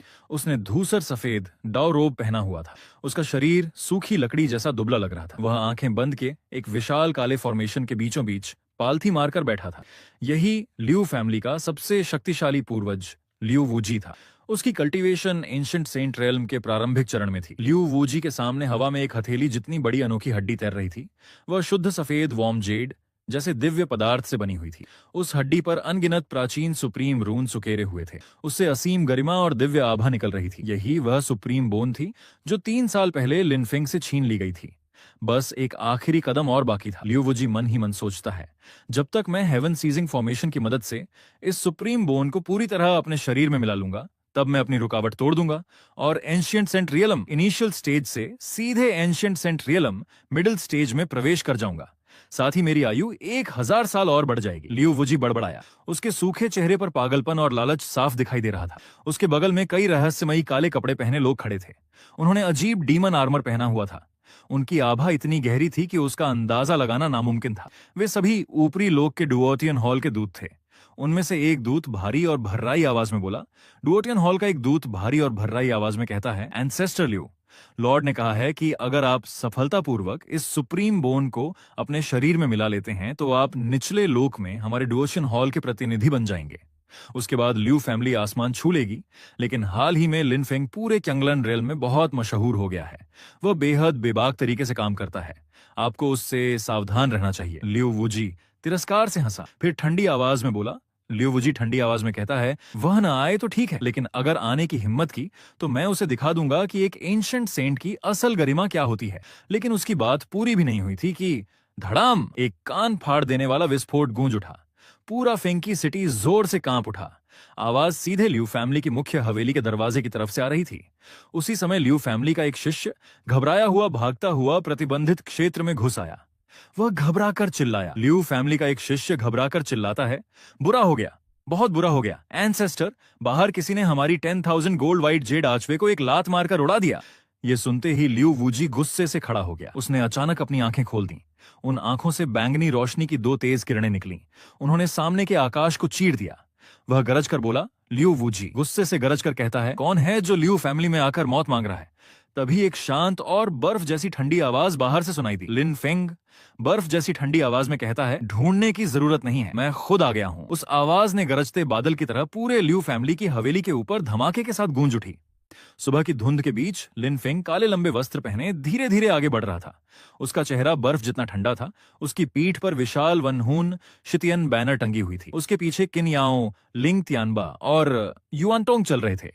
वे एक एक कदम बढ़ाते हुए लियू फैमिली के टूटे हुए मुख्य दरवाजे को पार करके बिना किसी घबराहट के अंदर चले आए। उनके पीछे फेंगची सिटी के हजारों कल्चरिवेटर्स तमाशा देखने के लिए आ पहुंचे थे। सबकी आंखें फटी की फटी रह गईं। उनके चेहरों पर हैरानी और उत्साह साफ दिख रहा था। भीड़ में खड़ा एक कल्टीवेटर हैरानी से कहता है, अरे सच में लिन फेंग लियू फैमिली आ गया। उसने एक लात में पूरी लियू फैमिली की जेड आर्चवे उड़ा दी। क्या वह सीधे लियू फैमिली से युद्ध करने आया है? ये तो बहुत पागलपन है। लियू वूजी ने जैसे ही लिनफेंग को देखा, उसकी आंखों में बेइंतहा गुस्सा भड़क उठा। उसने बिना किसी रोक टोक के ancient saint realm initial stage की पूरी आभा छोड़ दी। उस भयानक दबाव से आसपास का आकाश टुकड़े टुकड़े होने लगा। लेकिन लिन फेंग वहीं शांत खड़ा रहा। उसके पीछे मौजूद वन हुन शितियन बैनर हल्का सा कांपी और उस सारे दबाव को एक पल में मिटा दिया। शुरू से आखिर तक लिन फेंग की नजर एक बार भी लियू वूजी पर नहीं पड़ी। उसकी नजर सिर्फ उस चमकती हुई सफेद सुप्रीम बोन पर टिकी हुई थी जो लियू वूजी के सामने तैर रही थी। लिन फेंग ने धीरे से कहा। लिन फेंग ठंडी आवाज में कहता है, 3 साल पहले तुमने मेरी सुप्रीम बोन छीन ली थी और मुझे जिंदा दफना दिया था। अब 3 साल बाद यह सुप्रीम बोन अपने असल मालिक के पास वापस आएगी। उसकी आवाज बर्फ जितनी ठंडी थी। लियू वूजी जोर से हंसा, फिर घमंड से बोला। लियू वूजी घमंड भरे स्वर में कहता है, अपने असल मालिक के पास? अब यह सुप्रीम बोन पहले ही मेरी हो चुकी है। आज मैं इसे पूरी तरह अपने शरीर में मिला दूंगा और तेरी लाइफ फोर्स से अपने पोते की आत्मा को श्रद्धांजलि दूंगा। लियू वूजी पागलों की तरह हंसने लगा। उसका चेहरा गुस्से से भयानक हो गया। वह जोर से गरजा। लियू वूजी गुस्से से गरज कर कहता है, लियू फैमिली के सभी लोग सुनो, फॉर्मेशन बनाओ और इस छोटे हरामजादे को मार डालो। लियू वूजी के आदेश देते ही लियू फैमिली के सैकड़ों चुने हुए मार्शल आर्टिस्ट्स एक साथ गरज उठे। उन्होंने अपने शरीर की ट्रू एसेंस पूरी ताकत से चलानी शुरू कर दी। कुछ ही पलों में हजारों मीटर तक फैला हुआ एक विशाल बैंगनी सुनहरा फॉर्मेशन बन गया। उस फॉर्मेशन के ऊपर अनगिनत बैंगनी सुनहरे विशाल सांप दिखाई देने लगे। वे पूरी तरह सोड ची से बने हुए थे। वे आकाश में लगातार घूम रहे थे। उनसे विनाशकारी आभा निकल रही थी। लियू वूजी क्रूर हंसी हंसते हुए बोला। लियू वूजी ठंडी आवाज में कहता है, लिन फेंग, इस purple heaven world destroying formation में मरना तेरे लिए सम्मान की बात है। लेकिन इतने विशाल फॉर्मेशन को देखकर भी लिनफेंग के चेहरे पर जरा सी भी घबराहट नहीं आई। उसने भौं तक नहीं सिकोड़ी। वह धीरे से मुड़ा, फिर लिंग तियानबा और केनियाओ की तरफ देखकर शांत स्वर में बोला। लिनफेंग शांत स्वर में कहता है, 7th अंकल, केनियाओ, आज लियू फैमिली का एक भी इंसान जिंदा नहीं बचना चाहिए। दोनों ने एक साथ झुककर कहा। लिंग तियानबा सिर झुकाकर कहते हैं, जी यंग मास्टर, आदेश का पालन होगा। केनियाओ सम्मान से कहती है, जी यंग मास्टर, आदेश का पालन होगा। धड़ाम! लिंग तियानबा जोर से हंसा।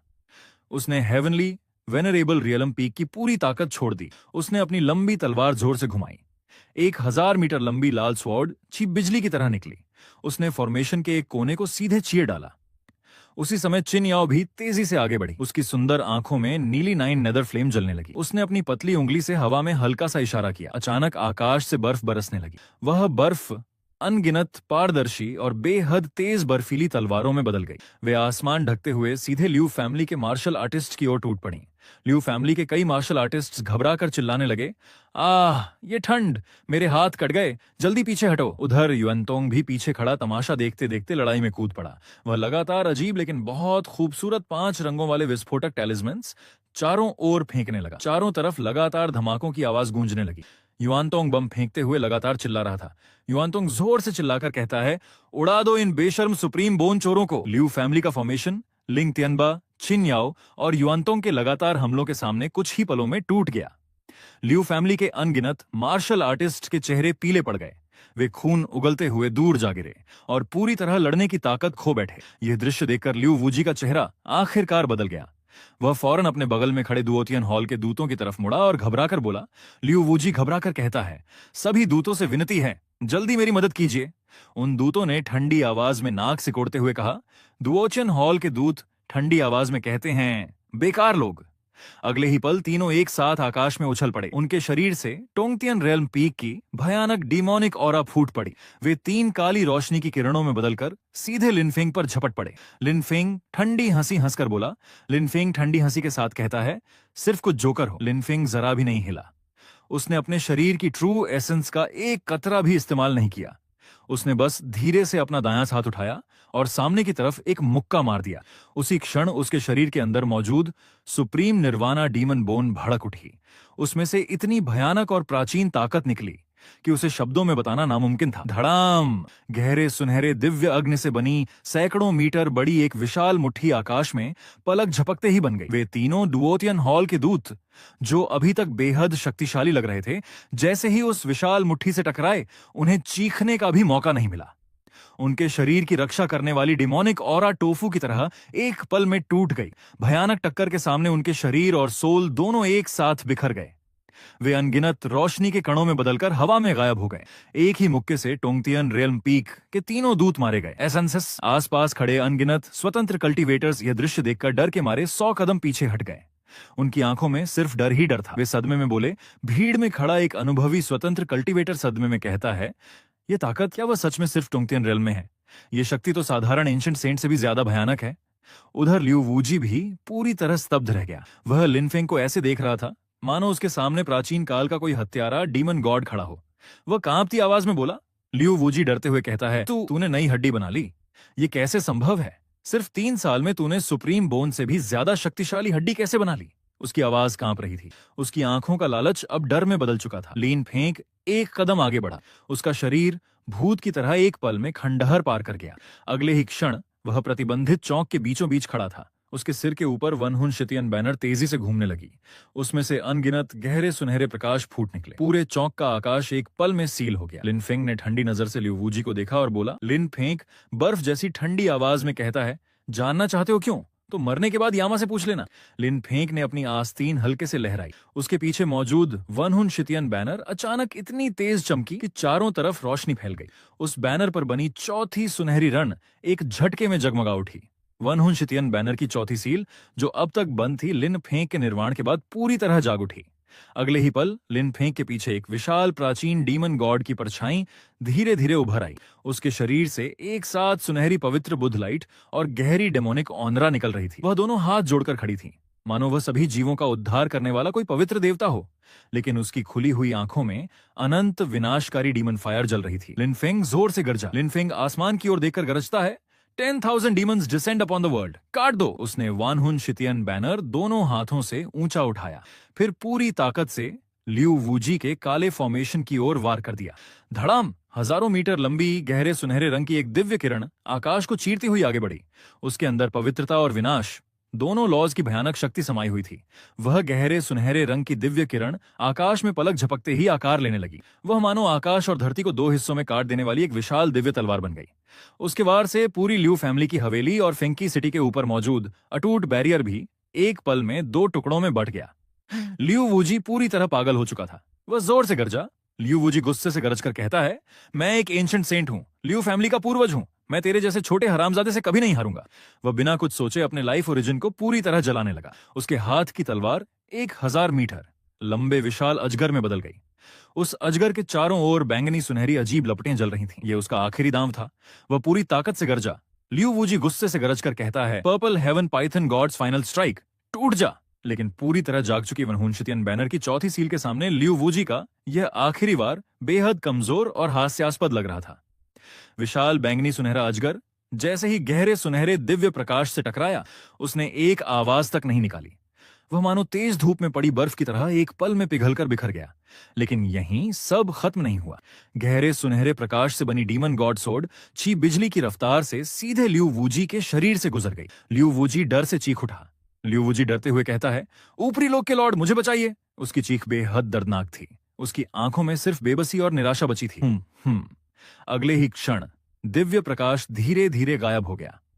लियू वूजी की आवाज भी उसी पल हमेशा के लिए रुक गई। उसकी कल्टीवेशन, उसकी नफरत, उसका अधूरा सपना, उसका शरीर और उसकी सोल, सब कुछ उस वार में समाई सुप्रीम और डीमन गॉड लॉज की ताकत के सामने एक पल में शून्य हो गया। वहां न खून था, न शरीर के टुकड़े, न कोई डरावना नजारा। बस बैंगनी सुनहरे रंग की धूल की एक पतली लकीर हवा में धीरे धीरे बिखर गई।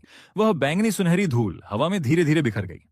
लियू वूजी, जो ancient saint realm initial stage का एक महान विशेषज्ञ और पूरी लियू फैमिली का सबसे मजबूत सहारा था, वह लिन फेंग के सामने एक भी वार नहीं झेल सका। उसका शरीर और सोल दोनों पूरी तरह नष्ट हो गए।